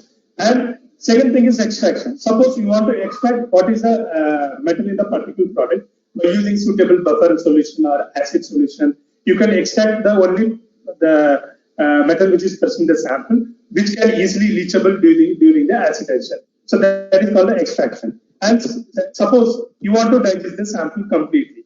So again, you can go for the dilution. So dilution, how it goes? You can take the sample, add some amount of acid. If it not dissolved, then it may require some heating. The heating can be given by normal hot plate. You can take a sample, add the acid, and heat on the hot plate. So it will get digested. If the sample is not digested, that means you are not getting clear solution by using hot plate digestion. You can go for the microwave digestion. So where you can take the sample in the control vessel, and in the vessel where you can add the acid, you can close it completely, and you can heat the sample in the controlled temperature. You can heat up to 200 degrees Celsius. I am sure that whatever sample you are digesting in this microwave digestion, you will be getting the clear solution irrespective of any sample. If it's organic molecule, if it's plastic, if it's soil, if it's glass, any kind of sample can be digested by using the MDS. The simple thumb rule of sample preparation is, first you have to homogenize the sample. Whatever sample you are getting, if it's solid sample, make it powder and choose any of the technique for the preparation in order to get the clear solution. After digesting, dilute in the suitable volume, because we can't aspirate direct acid into the instrument. So it can be diluted with the help of water and can be analyzed by using any of the instrument technique. And you will be getting the results. And when you come to the software preparation, the main thing is the method development in the software. So what we have to give the method information. So in this, by using this AAcle, ICPOES, we are going to determine the element metals only. So what we need to give the instrument, we have to give the metals. So you know AAcle ICP is based on the light measurement. So wavelength is the measuring parameter in the AAcle ICP. So you have to select the metal and you have to select the appropriate wavelength for the particular metal. Which software will take care. Once we are entering the metal, software will taking care of which wavelength is good for the particular metal. And ICPMS is slightly different. Mark number will be selected based on the mark. Then you need to give the calibration detail, because calibration is important for any kind of analytical analysis. By using the known concentration of standard, you need to plot the linearity. From the linearity, you can determine the unknown concentration of metal which is present in the sample. So after that, you can view the sample information of what are the sample you are analyzing. For example, you are analyzing water, you are analyzing rice, you are analyzing cereals, you are analyzing some kind of food. So what are the sample type you can view? Then your method will be ready. So for our instrument product line, we are having synergistic for all kind of software. So first is synergistic for AAcle. You know, AAcle is a single element technique. So you can select at a time single element only. So you can see silver here and the wavelength for the silver. So this is the method, followed by you can give the concentration of the particular metal. And when you go for ICPOES, there you know very well, like ICPOES is a multi-element technique. At a time you can type all the metal. You want to 50 metal, 70 metal, 10 metal. You can select all the metal. Wavelength can be automatically selected by the software. And followed by you can give the calibration information and your method is ready. When you come to ICPMS, its metal remains same. Only small thing you have to change the mass number, which can be automatically selected by the mass. If you don't want to type the metal directly, you can. The period table is readily available in the software. You can select the metal which one you want to do.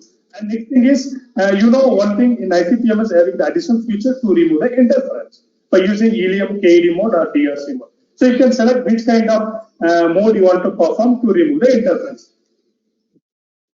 And followed with the calibration information. You can give the calibration information each and individual element. So where your method will be ready. So you know idea about how to prepare the sample. Now you know idea about how to develop the method. So now what we'll do, we will go for some individual case study by using AA, ICPOES and ICPMS.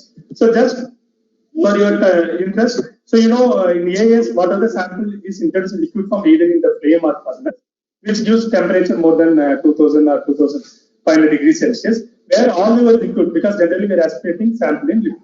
So where all liquid will be vaporized in the this source, heating source, and your ions will be remain same. So in AAs, the free atoms will be formed. The free atom will absorb the energy which is coming from the light. So the absorbed atoms are, the absorbed energy is converted into concentration of the particular element. So we have two range of product like AAcle 500, AAcle 900 in our AA series. And these are the few application nodes which is available in our product line. Just I'm giving overview of what are the application nodes available. And later we will pick one or two application node and we'll describe how sample preparation, how we are setting up method and everything. The first things you can see here, determination of micronutrient in the fruit juice. So fruits itself containing a lot of minerals in it. So it is important to test what is the composition metal in it and also what is the toxic metal in it. So that information you can get it by using this analytical technique. And also this is again important. So the water we are using a lot of purpose starting from irrigation, farming, and we are using for day-to-day activities and drinking water. It is ensured that whether all the minerals are sufficient in the water or any toxic metal present in the water. So that information also you will be getting from our application note and the quantification of heavy metal in the spice. Spice it will be available in the powder form. To get to the powder, the factories whoever the spice produces, they will be grinding the sample. So during grinding the sample, mostly the grinding is made up of steel only. So there is any chances of leaching of steel from that steel or something. So by testing the spice powder, you can get information what are the elements present in the spice. And again, you can even determine the metal in the wine as well. Because wine is made up of grape. So grape naturally itself contains calcium, potassium, and copper, iron, manganese. So by using this technique, you can easily identify and determine what are the metal present in the sample. So here I am giving overview of determination of metals in soil. So soil is the root of our food chain, which plays a central role in the food safety. So heavy metal contamination in soil is the chances are there because once metal is contaminated in the soil and it can be entered easily in the food chain. And it again coming to our consumer only. So whatever we are farming in that land or something, if it takes any method, so it is important to measure the quality of the soil. So in this note, we are determining the analysis of copper, chromium, nickel, zinc, which is the micronutrients, as well as cadmium lead, which is of the toxic in nature. So we prepared sample. We took 0.5 gram of sample, and with the help of HCl and nitric acid and HF combination, and we digested the sample with the help of autoclave digestion or the microwave digestion, and followed by diluting the sample into suitable volume. Because these volume is almost acid is there, we can't aspirate acid directly, and followed by we have to give information to the software like what are the metal we are measuring. So automatically variant can be selected, and these are the automated source. That means to remove the item from the liquid sample. Aerosol is used for this metal, and later cadmium furnace is used. And this is the calibration concentration which we plotted for this metal. And you can see these minerals we measured at ppm range, and the later cadmium which is toxic we measured at ppb range, because the amount of this toxic metal most probably it will be less in the sample only. And these are the calibration graph which we achieved by the instrument, where x-axis is the concentration and y-axis is the instrument response. So we will be getting the correlation coefficient like normal graph only. If you are getting more than 99, that is a good calibration graph. So with this calibration graph, we can determine the concentration unknown by y equal to mx plus c. So we'll be getting slope, and what are the response of the sample, we'll get divided by slope, we'll be getting the results. And these are the results which we are taking the soil serum sample to show the accuracy of the instrument. So these are the certified value, and these are the measured concentration within the instrument technique. If you see all the results will within the form of within the 10%. That means 90 to 110% or percentage of the certified concentration. That means whatever we developed method and instrument technique are good for this analysis of soil sample. So likewise, we can carry any kind of soil sample from the field and we can digest the sample, we can get the elemental information.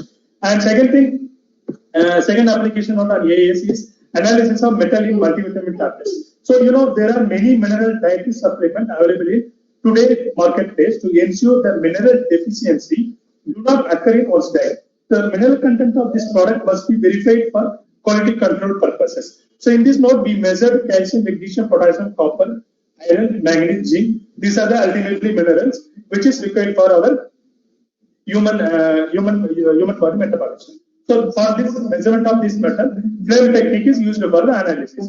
And for this, we took 0.75 gram of well-grinded powdered tablet sample and 4 ml X-ray and 12 ml nitric acid used for the digestion. So this sample typically what we did, we used R plate only because it's a kind of extraction only.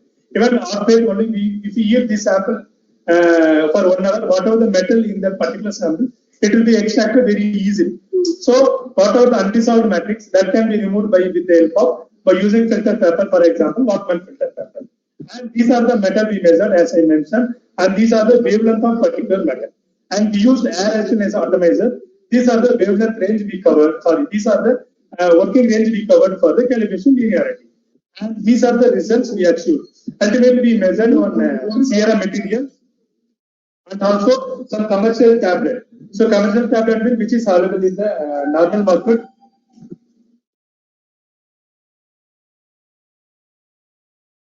And this you can see the element which is a label class and which we found in the by using the instrument.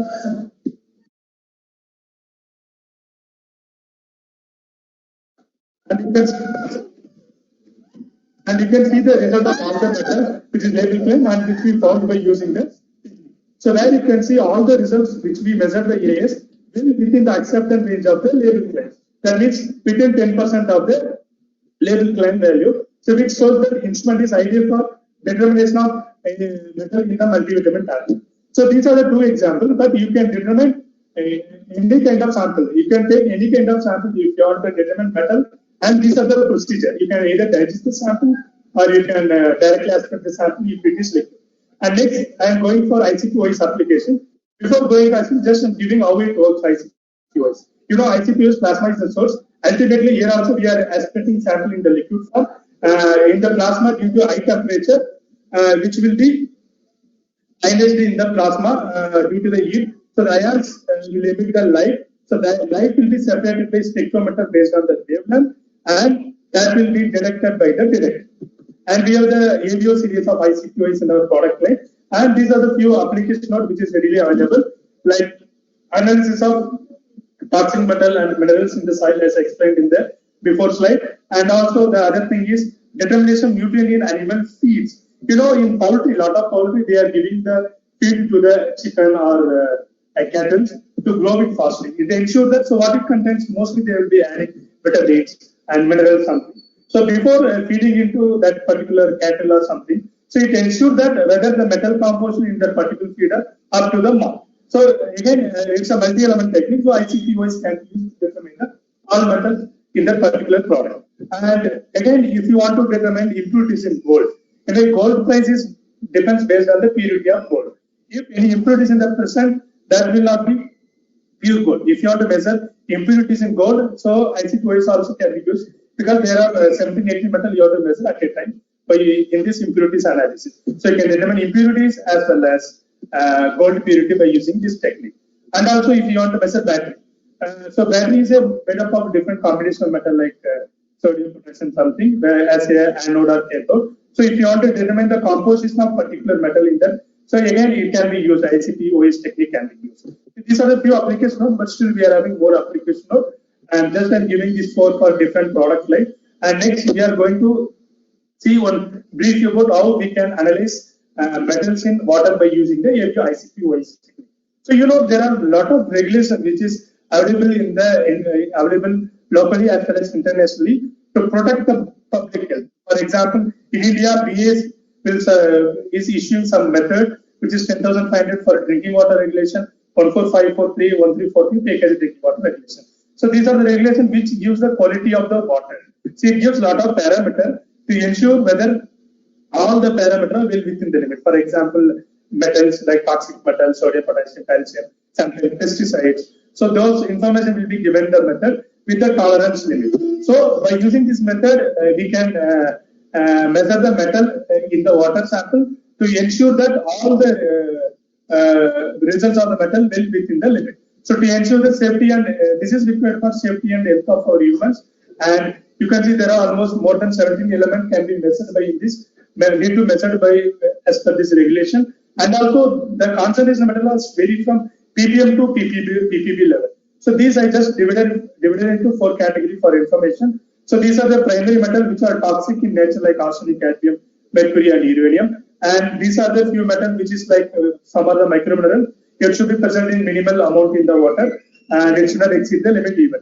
And these are some additional metals that can be measured like vanadium, thorium also. And these are the minerals sodium, magnesium, potassium, calcium, which are present in ultimately high concentration. So where that also can be needed for information only, where the amount of sodium, how much in that sample or amount of magnesium. So those information you'll be getting by using this instrument.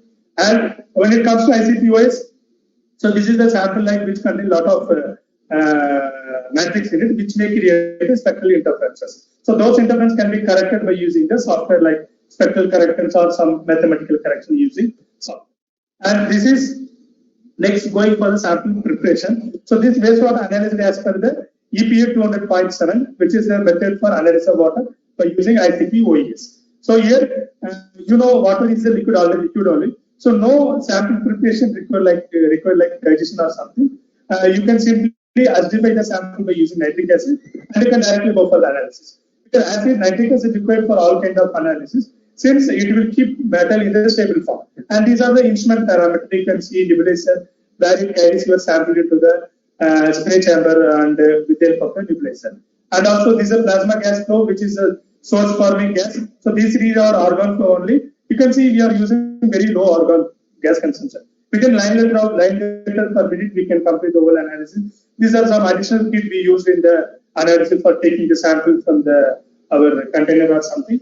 And this is the method. We almost measured 21 elements in single run. And like AAS, it need to be measured single. But ICPOES, you can measure all in single method only.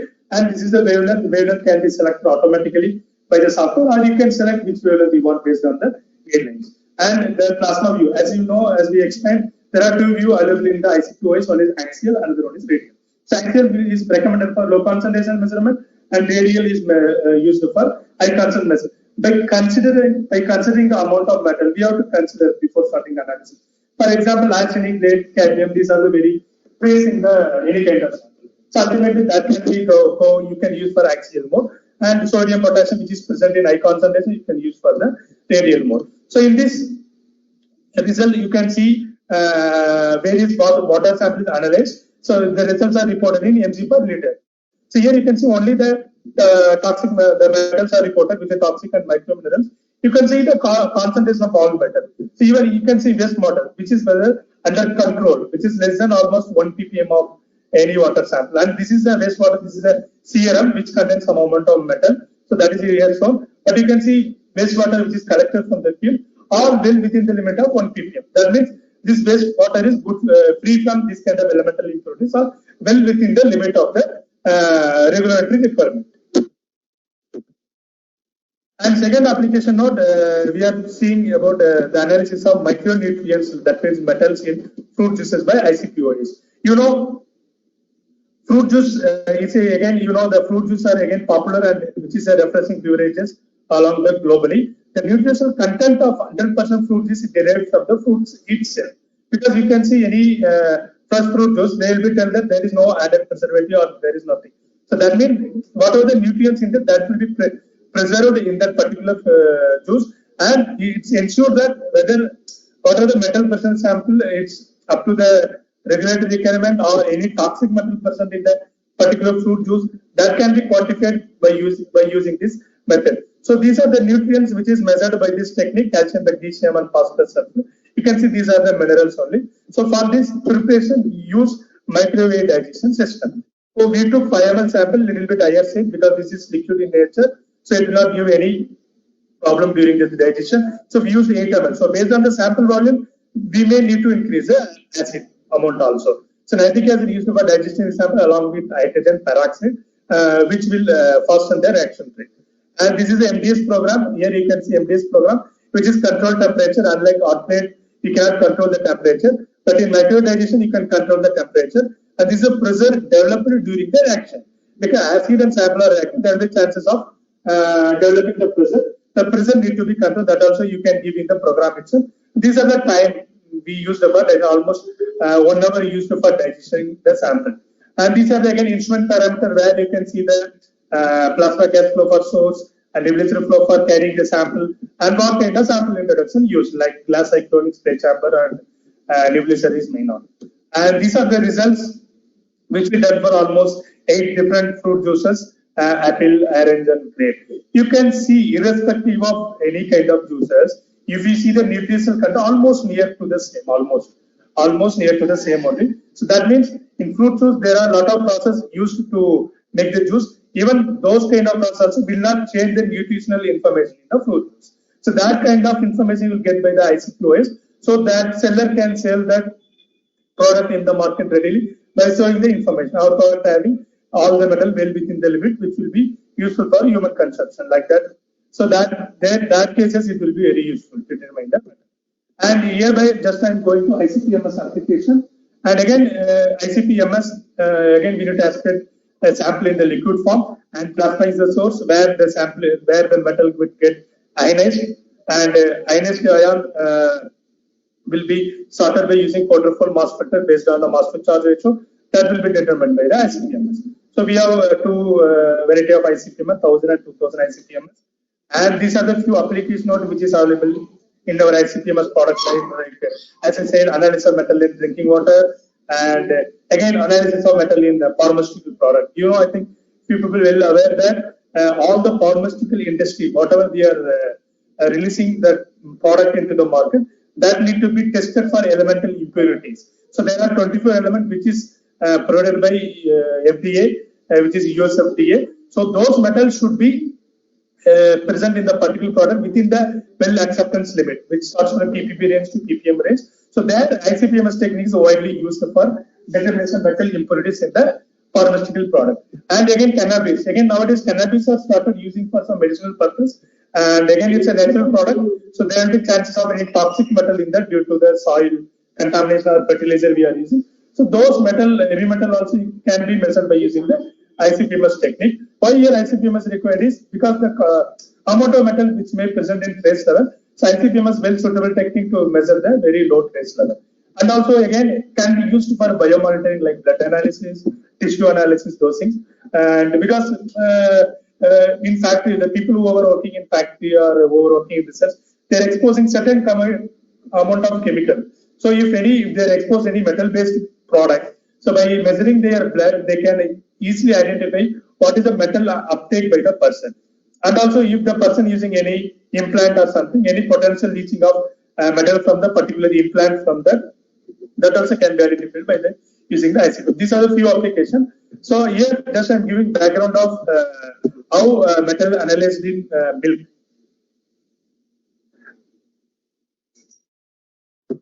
And you know, milk is widely used for widely used globally in different form like milk and many form of milk related products. And there are a lot of regulation which is available in the milk, which can control the amount of metal present in the sample, as well as antibiotic, pesticides. There are a lot of parameters are there. In that metal also another parameter. So we need to determine what is the amount of major metal as well as the contaminant element in that. So what is the analytical challenge when you are doing analysis of milk is the wide concentration of ranges. You know, there will be the metal concentration varies from nanogram to percentage level. So where you can see few metal like sodium potassium will be present in high level, and few metal like toxic metal which is present in the low level. And also dissolved solid will be more due to the milk nature. So the Nexian ICPMS having unique design to meet all these challenges. What are analytical? You can overcome through by using this technique. And these are the different milk taken for the analysis of metal in that. So we have taken milk and conventional milk as well as milk powder. So we taken different variety of sample, and nitric acid, hydrogen peroxide is for digestion. And water is used only for eliminate the variation of digestion condition due to water content of the different milk sample. Because we are taking powder here, we are taking milk as a liquid here. To uniform of the sample quantity, we add a little bit water in the liquid form of milk. And this is the MDS micro digestion program where we heat it up to 195 degrees Celsius for 20 minutes to get the clear liquid. So where you will be getting the clear solution. So you will be to white color. After digesting, you will get the transparent form of liquid like water after digesting. So after digesting, the volume is bring up to 50 ml with the help of deionized water. And these are the instrument parameters. When come to plasma, it's same like ICPOES only. There also nebulizer will be used, and the plasma source also will be used.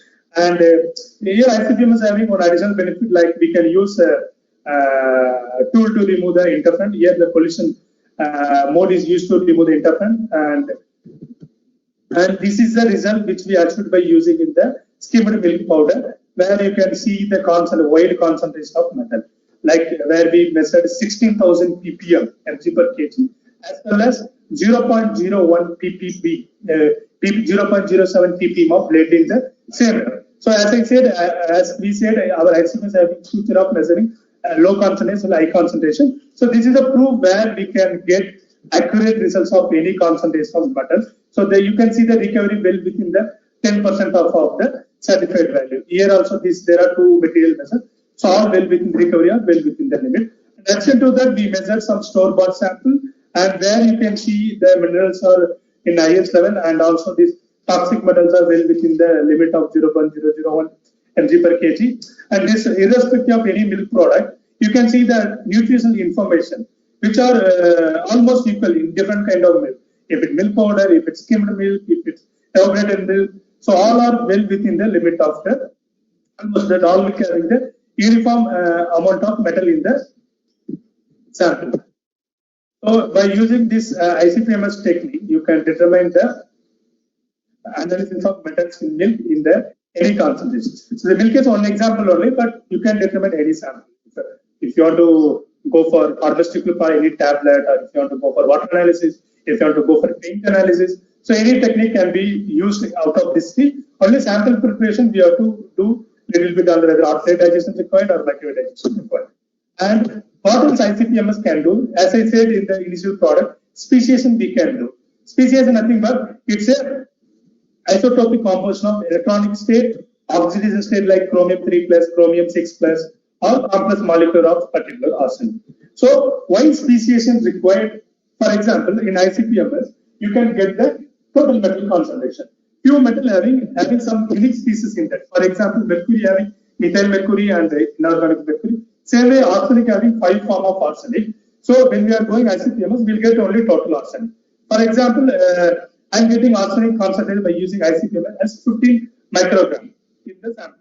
So my tolerance level is 10 microgram only. So that means my product is failed.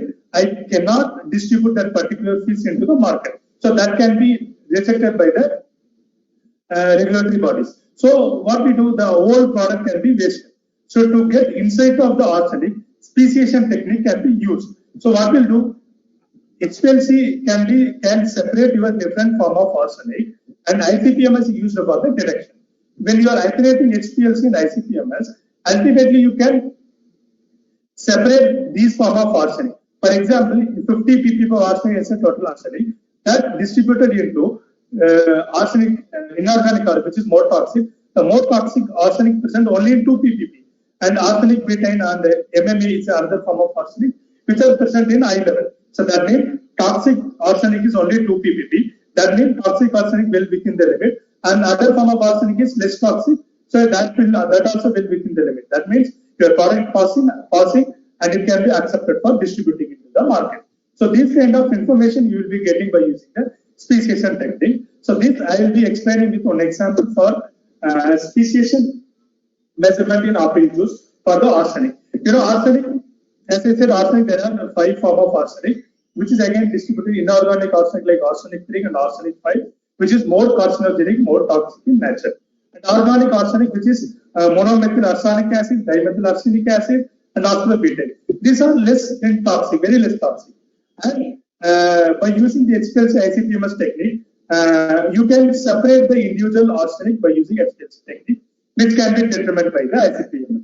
So you can clearly see in the chromatogram where you can clearly see arsenic 5, arsenic 3, and other form of arsenic.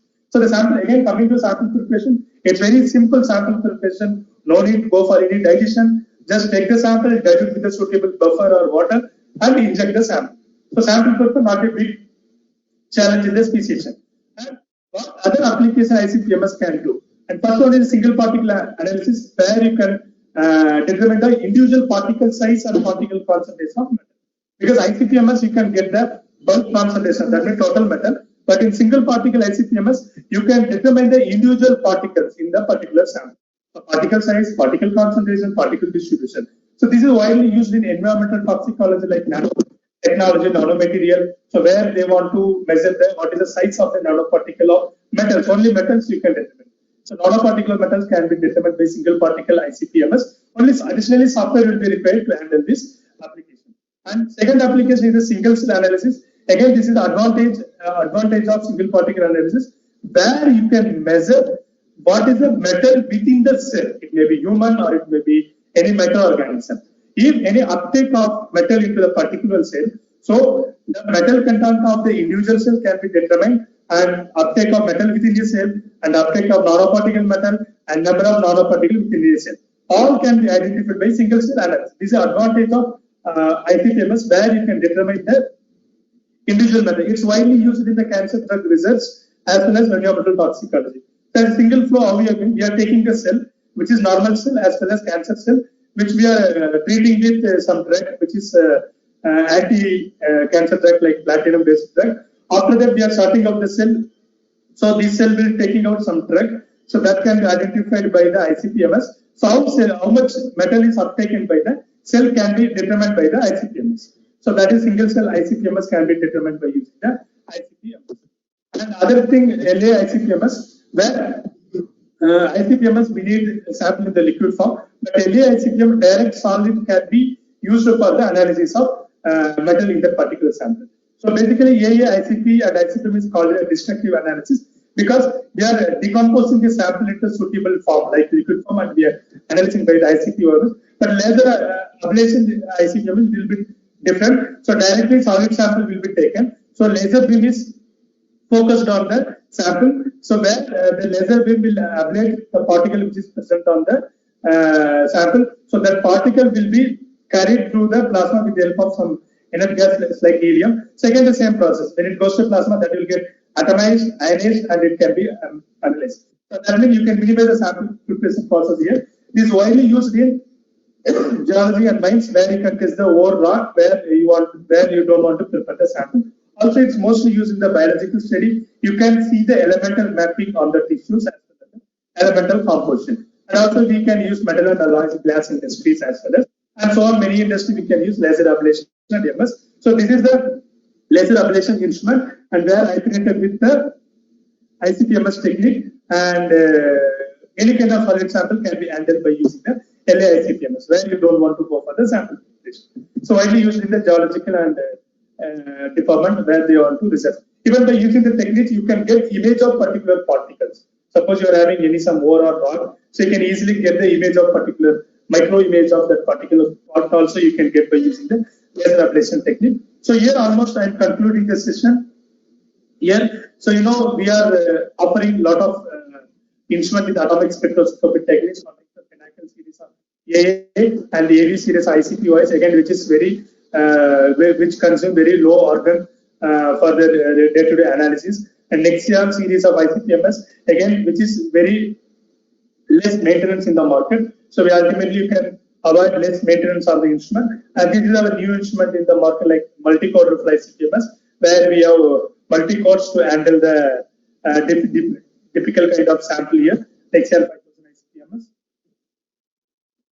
As a complete solution provider, what we are giving is, we are having wide variety of product AA, ICP, and ICPMS for your complete elemental analysis, as well as we are only having the microwave digestion system. So which is a sample preparation solution. So we are the only supplier where you can get the MDS. And also we offer a number of traditional and qualification protocol and services for lab instrument, ensuring complete, consistent, accurate data. Our service provide like qualification protocol using calibration standard and IQOQ for instrument and complete system verification. And we have a wide variety of spares consumable, including CRM standard as well as normal consumable for regular day-to-day analysis. So that also we are supplying along with the instrument. And we do have our Center of Excellence, which is developed at Thane, and where we are giving technical assistance to consumer like training, sample analysis, and we are conducting demo as well as. And we have the well-trained service team where we will give the complete installation operation of instrument to the customers, and we do install the instrument and we qualify the instrument as per the protocol. And we do have remote support team where they can resolve your instrument repair faster and increase the uptime. Instead of waiting the engineer, you can complete the task by online only. And we do have one source laboratory services, which is again multi-vector services. So one source service will ensure that your lab runs at maximum efficiency, returning time to your scientists to do what they do best. And so with that, we'll go again and take some time for question now. And over to you, Asika. Hello everyone. If you have any questions, kindly mention those in the question box. And thank you, Kumaran and Kamlakar, for this presentation. So I will read some of the questions one by one. So the first question is, what is the best instrumental technique for stereoisomers? Yeah, I can take this question. Stereoisomers means, we did, I think, little bit elaboration on this. So typically, these instruments can be used for. Excuse me, Kumaran, can you please speak a little bit loud? Yeah, fine. So, stereoisomers, I think we need some little bit information. And typically, these AA, ICP, and ICPMS are used for determination of metal in any kind of instrument. Maybe stereoisomer, maybe it's kind of organometallic or something, a chromatography will support. But our technique will give you information of metal in any kind of sample, like organic molecule or something. I think you can reach out in this mail address. I think we can discuss further. You can reach either of the mail address and we can get information more on how you want to deal with the stereoisomers. The next question. Okay, what is meant by low mass cutoff and high mass cutoff? Yeah, okay. See, when you are doing ICPMS, there are, as we explained, there are two techniques are available to remove the interference. One is KED mode, which is we are using helium, and second thing is DRC mode, reaction mode. So when you are using reaction mode, it's like, let us say example of argon chloride, which is interference on arsenic, which goes into the cell. After reacting with any the reaction gases, it will dissociate into argon and chloride. So which will give the low mass of 40 and 35. Again, this removed molecule cannot again form with newer ion, which can interfere on other masses. So these kind of low mass can be ejected from the cell. That is called low mass cutoff. And again, anyway, and again, few metals can form high masses, which is present in the impurity. Like if suppose molybdenum is present in analysis, which may react with interference like oxygen in it, which may tend to form molybdenum oxide, which is like higher mass, right? So these kind of higher mass formation also controlled in the with the help of high mass cutoff. That means in simple way, suppose you want to measure the arsenic at 75, the 75 mass, the mass which is lesser than 75 and higher than 75 will be ejected from the cell by formation with either of the interference which is present in the gas or in the sample flow. I think hope I answered that question. How can ICPOES used in applications related to gold? Okay, gold. See, gold analysis, there as per the some testing method, there are 16 impurities need to be tested in the gold to ensure the purity of the gold. So again, see, these are the metals only. So ideally, ICPOES can be used because these are the metal which is mostly in the ppm range, like 10 ppm, 20 ppm, something. So you can see there are grade out there, 916 kdm, which is 91.6% gold, and sometimes you'll get the 99.9% pure gold. So remaining what are the 0.1 impurities, those metal can be determined by using ICPOES technique. It's a very well technique for determining those metal. Again, it's a multi-element technique. So like copper, manganese, zinc, and these are the few impurities. So those can be determined by the ICPOES technique. Again, ultimately, gold is a good technique for determining the impurities as well as purity of gold. Okay, why graphite furnace AAS is not used in analysis of low level of mercury? Yes, it's a good question. See, mercury, its nature is a volatile. It's naturally it's a volatile. When you are eating, because furnace we are eating up to 2,900 degrees Celsius. When you are eating high temperature, mercury tend to volatile. So there will be chances of escaping the particular mercury. So what we are doing in AAS, there are alternate techniques like hydrate formation technique. So we are reacting mercury with some reductant like sodium borohydrate. So where we are converting mercury into mercury vapor form, like mercury hydrate form. So again we are allowing that mercury vapor into the AAS, where we are not using any kind of flame because already it is in the free atoms. So AAS ultimately we are measuring the free atoms only. So whatever the free atom which is formed with the help of hydrate heat, that will be go to your the atomizer source, which is done by cold flame type. That means without any heat, the mercury can be identified. This is due to mercury nature only. We are not using either flame or flame technique. Sorry, either flame or furnace technique. It's a different technique we are using, that is called hydrate technique. Yeah, next question. Okay, which technique is used in analysis of lubricant oil? So lubricant oil, there are AHM technique which is available, D5165. So these are the global technique which is available, AHM technique. So if you want more information, you can reach out us. We will be happy to give you the particular method. So lubricant, there are 17, 18 metal out there, which is we are calling as a bare metal. So a lot of AHM method available for testing those metals in the lubricants.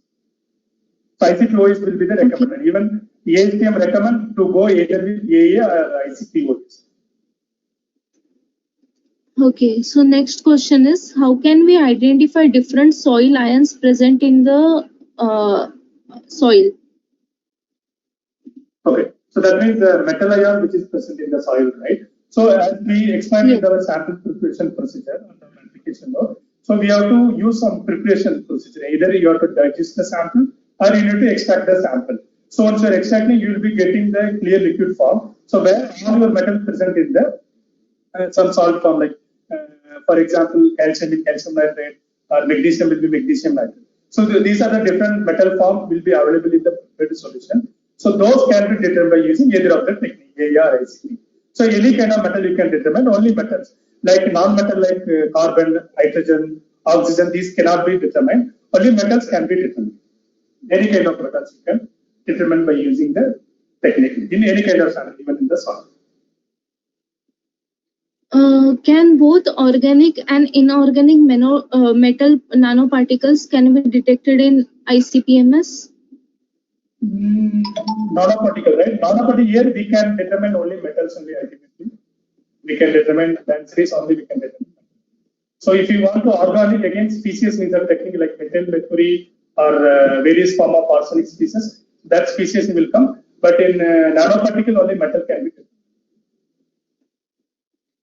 So many of you are asking for a feedback form link.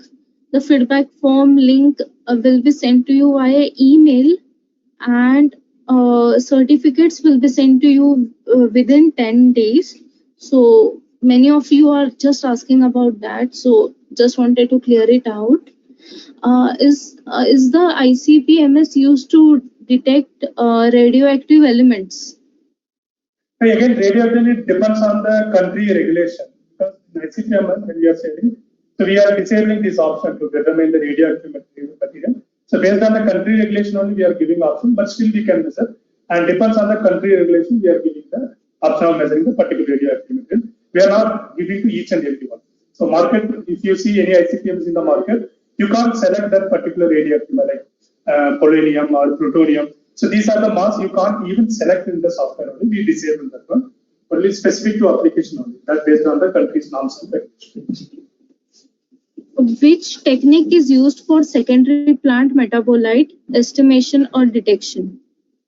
Secondary Plant metabolite. so metabolite, again, plant means, as I said, in this technique, metabolite means if any form of organic something, then chromatography can be used. And if any particular metal you want to determine, for example, plant manganese will be more and zinc will be more. So those kind of information we'll be getting from this atomic spectroscopy technique. So I think we need a little bit information on the question. The person can reach out us in the mail address for additional information on that. Okay. Is microwave digestion only needed for soil samples, or hot plate digestion can also be used? Yeah, hot plate digestion can be used, but hot plate digestion, what the challenges is you can't get clear solution. Once you are not getting clear solution, you will not rely on the result. You will not get accurate result on the what you are getting from the instrument. So MDS ultimately will give you a clear solution after digesting. So I can recommend if you want 100% good results and all completed metal you want to determine from the any kind of matrix, so MDS will be recommended. And there are a few methods which is available for hot plate only will be recommended. So those things you can go for hot plate, but MDS will be the good sample preparation technique for any kind of sample preparation. Again, it depends on your need. If you're okay with hot plate, then you can go with hot plate. If MDS prepared, I want to go for iron analysis, choose. Okay. And regarding the recording of this webinars, if you have attended the previous webinars and even this webinar, the email you will get for thank you for attending this webinar, below that webinar only you can see a word like watch recording. So you will get those emails by today or tomorrow, and you can see the recording. If you have attended, then you can find the recording of the webinar. Okay, so the next question is, how can you determine minerals in water, and what are the components that can be found in wastewater? See, when you come to water and wastewater, if you want to go for any kind of regulations, 10,500, IS 10,500 and 14543 are there. There are almost 1750 to 1770 metal are there. So ultimately, mineral is also present in that. There is no special care considered for sample preparation. Just sample need to be free from particles, any kind of particle or something. Or if it any some kind of residue or there, you try to remove the residue by filtering or something. And anyway, to keep all the metals stable, we have to use little bit of nitric acid. That is the only thing we have to use for the analysis of water. And also, water is surface. If you are getting surface water or some water, it contains very high TDS. That means total dissolved solid will be more. That means the salty nature will be high, which will try to deposit on your sample introduction system. So we need to go for cleaning after analysis. That is the only thing you need to take care. And what are the interference due to the matrix can be corrected by spectral interference correction by using ICPOES. And ICPMS, we have a tool to remove the interference before reaching into detector. The only thing we need to consider what is the range you are looking for. Accordingly, you need to dilute the sample with using the nitric acid. And few metal like mercury, these metal are volatile metal. So there you need to take care of some precaution. Heating need to be minimized, or you need to give very low heat if it required, if at all required. And suitable stabilizing agent. If you are doing mercury analysis, you need to add a little bit hydrochloric acid to keep mercury stable, or even you can use gold to keep the mercury stable. So that's it. So mineral, it will not give that much impact because which is already present in eye level, so you will get easily measured by the instrument like sodium, potassium, calcium, magnesium, copper, iron, zinc. These are the minerals which you are measuring in the instrument. Only we have to take more on the sample preparation, and after post analysis, we need to look at our instrument whether anything is deposited on the instrument. If it needs, then cleaning may be required for it. Yes. Okay. So in the interest of time, we'll be only taking one last question. And many of you have seen have asked a question related to another instrumental analytical technique. So those questions won't be answered right now. So the last question is, how can we perform heavy metal analysis without internal standard by ICPMS? See, the internal standard is used only for to correct viscosity impact. See, when you're having water or when you're having kerosene or if you're having sulfuric acid, the density of sample will vary. Suppose you are aspirating water, it will go 1 ml liter per minute. So when you are aspirating ITD sample, that means if the liquid density is more, there will be disturb in the flow or it will not reach more sample into the plasma. So you are not getting the accurate results. So internal standard, what it will do, it will we are adding known amount of metal in all the sample. So it will be measured by the instrument continuously. So that means 100 ppm means it will be measured 100 ppm uniform to the all sample. So where it's reducing, that means suppose in sample it's reducing to 70 ppm means that means your sample is not ionized completely. That means your internal standard is not ionized completely. Your sample is not reached into the plasma 100%. So this internal standard will correct based on the thing. But even if you are reducing the sample weight in the digestion, instead of taking 1 gram, if you are taking 0.1 gram or something, you can avoid this kind of density variation. So thereby you can eliminate the internal standard application. But I would suggest always go with internal standard option because since it will give information on what's happening during the analysis. So because what happens many times when you're aspirating standard, you will not get any problem. You will get internal standard recovery within the 90% or something. When it goes to sample, then only you will be getting the real problem because we don't know what is present in the sample. So this internal standard, based on the internal standard result, that will give idea about whether the sample is high matrix sample or low matrix sample, or it's giving any problem in the plasma, or it's ionizing all the metal, the plasma is ionizing all the metal, or all the sample are reaching to the plasma without any deviation, without any variation in the viscosity or density. So these information will get the intensity. So ultimately, if you are reducing the sample weight in the preparation, then you can go the analysis without internal standard. And second thing is you have to digest the sample completely without any particles, without any residue. So that in that case you can go with without internal standard. And one more my thing is if you have any additional question or additional query, if you want get more detailed information, you can reach any of us in the mail ID or mobile number. We are happy to answer. Yeah, Sika. Okay, so thank you Kamlakar and Kumaran for this session.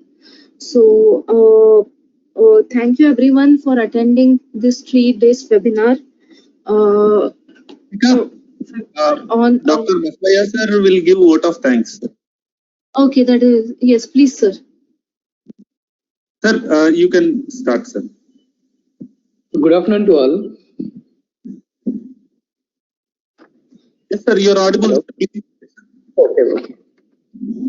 So, Chief Guest of this national webinar, Professor PVZD Prasad Reddy sir, Vice Chancellor Andhra University, and Perkin Elmer team, and Sri Achyutrao and other marketing team, and dear delegates, very good afternoon to all. So I am honored and privileged for me to thank you all on behalf of organizing committee national webinar on recent advances in modern analytical technique, jointly organized by Andhra University and Perkin Elmer. About 200 delegates, including the faculty from various universities, PG colleges and degree colleges, and students and PhD students and MSc students were registered for this national webinar. And this national webinar has focused on recent advances in modern analytical technique, especially the usable spectrophotometer, FTIR, fluorescence, and GCMS and LCMS and AAS, ICPOES and ICPMS. Especially the application scientists have discussed the basic principles of analytical instruments and data interpretation of experimental data and their applications in various fields of science and technology, especially pharmaceutical industry, petrochemical industry, food sciences and environmental analysis, agriculture and geology, and many more areas.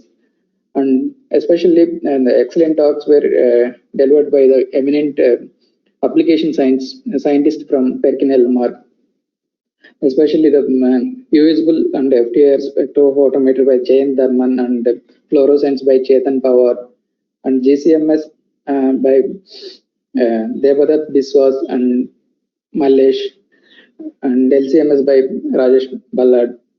And especially the today's talks are very excellent, and AAS and ICPOES by Kamalakar and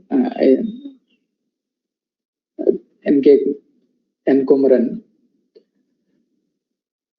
So on behalf of organizing committee, I sincerely thanks to our Honorable Vice Chancellor Professor P.V.G.D. Prasad Reddy sir for his continuous support for organizing this seminar. And also thanks to our principal, AAU College of Science and Technology, Professor Vinod Rao Garu, for his continuous support and providing all the facilities. And I also thanks to our registrar, Professor V. Krishna Mohan Garu, for providing all the facilities for this webinar. Especially the special thanks to the Perkin team, Perkin Elmer team, and special thanks to the key person of this webinar is Achyut Rao Garu and his marketing team, Sunil Nair and Ashika. So again, once again, thanks to speakers Jain Dharma, Chetan Pawar, Devadat Biswas, Mallesh, and Sri Rajesh Ballad and Sri Kamalakar and Sri and Kumaran for delivering the excellent talks on modern analytical technique and their application into all area of science and technology and in other industries. So once again, on behalf of organizing committee of this webinar, I convey my heartfelt thanks to each and everyone for accepting our invitation and to be part of this seminar. Thank you all once again, and special thanks to the Perkin Elmer for organizing this seminar at grand scale. Thank you all. Thank you all. Thanks for your time for this. Thank you, everyone. I will be closing the session now, and we want to thank Andhra University for giving us the opportunity. We want to thank Vice Chancellor P.V.G.D. Prasad Reddy sir and Organizing Secretary Professor K. Basavia for giving us this opportunity and to conduct this webinar. If you have any queries, please mail it to us. Thank you for your support, and I hope you all stay safe. Thank you.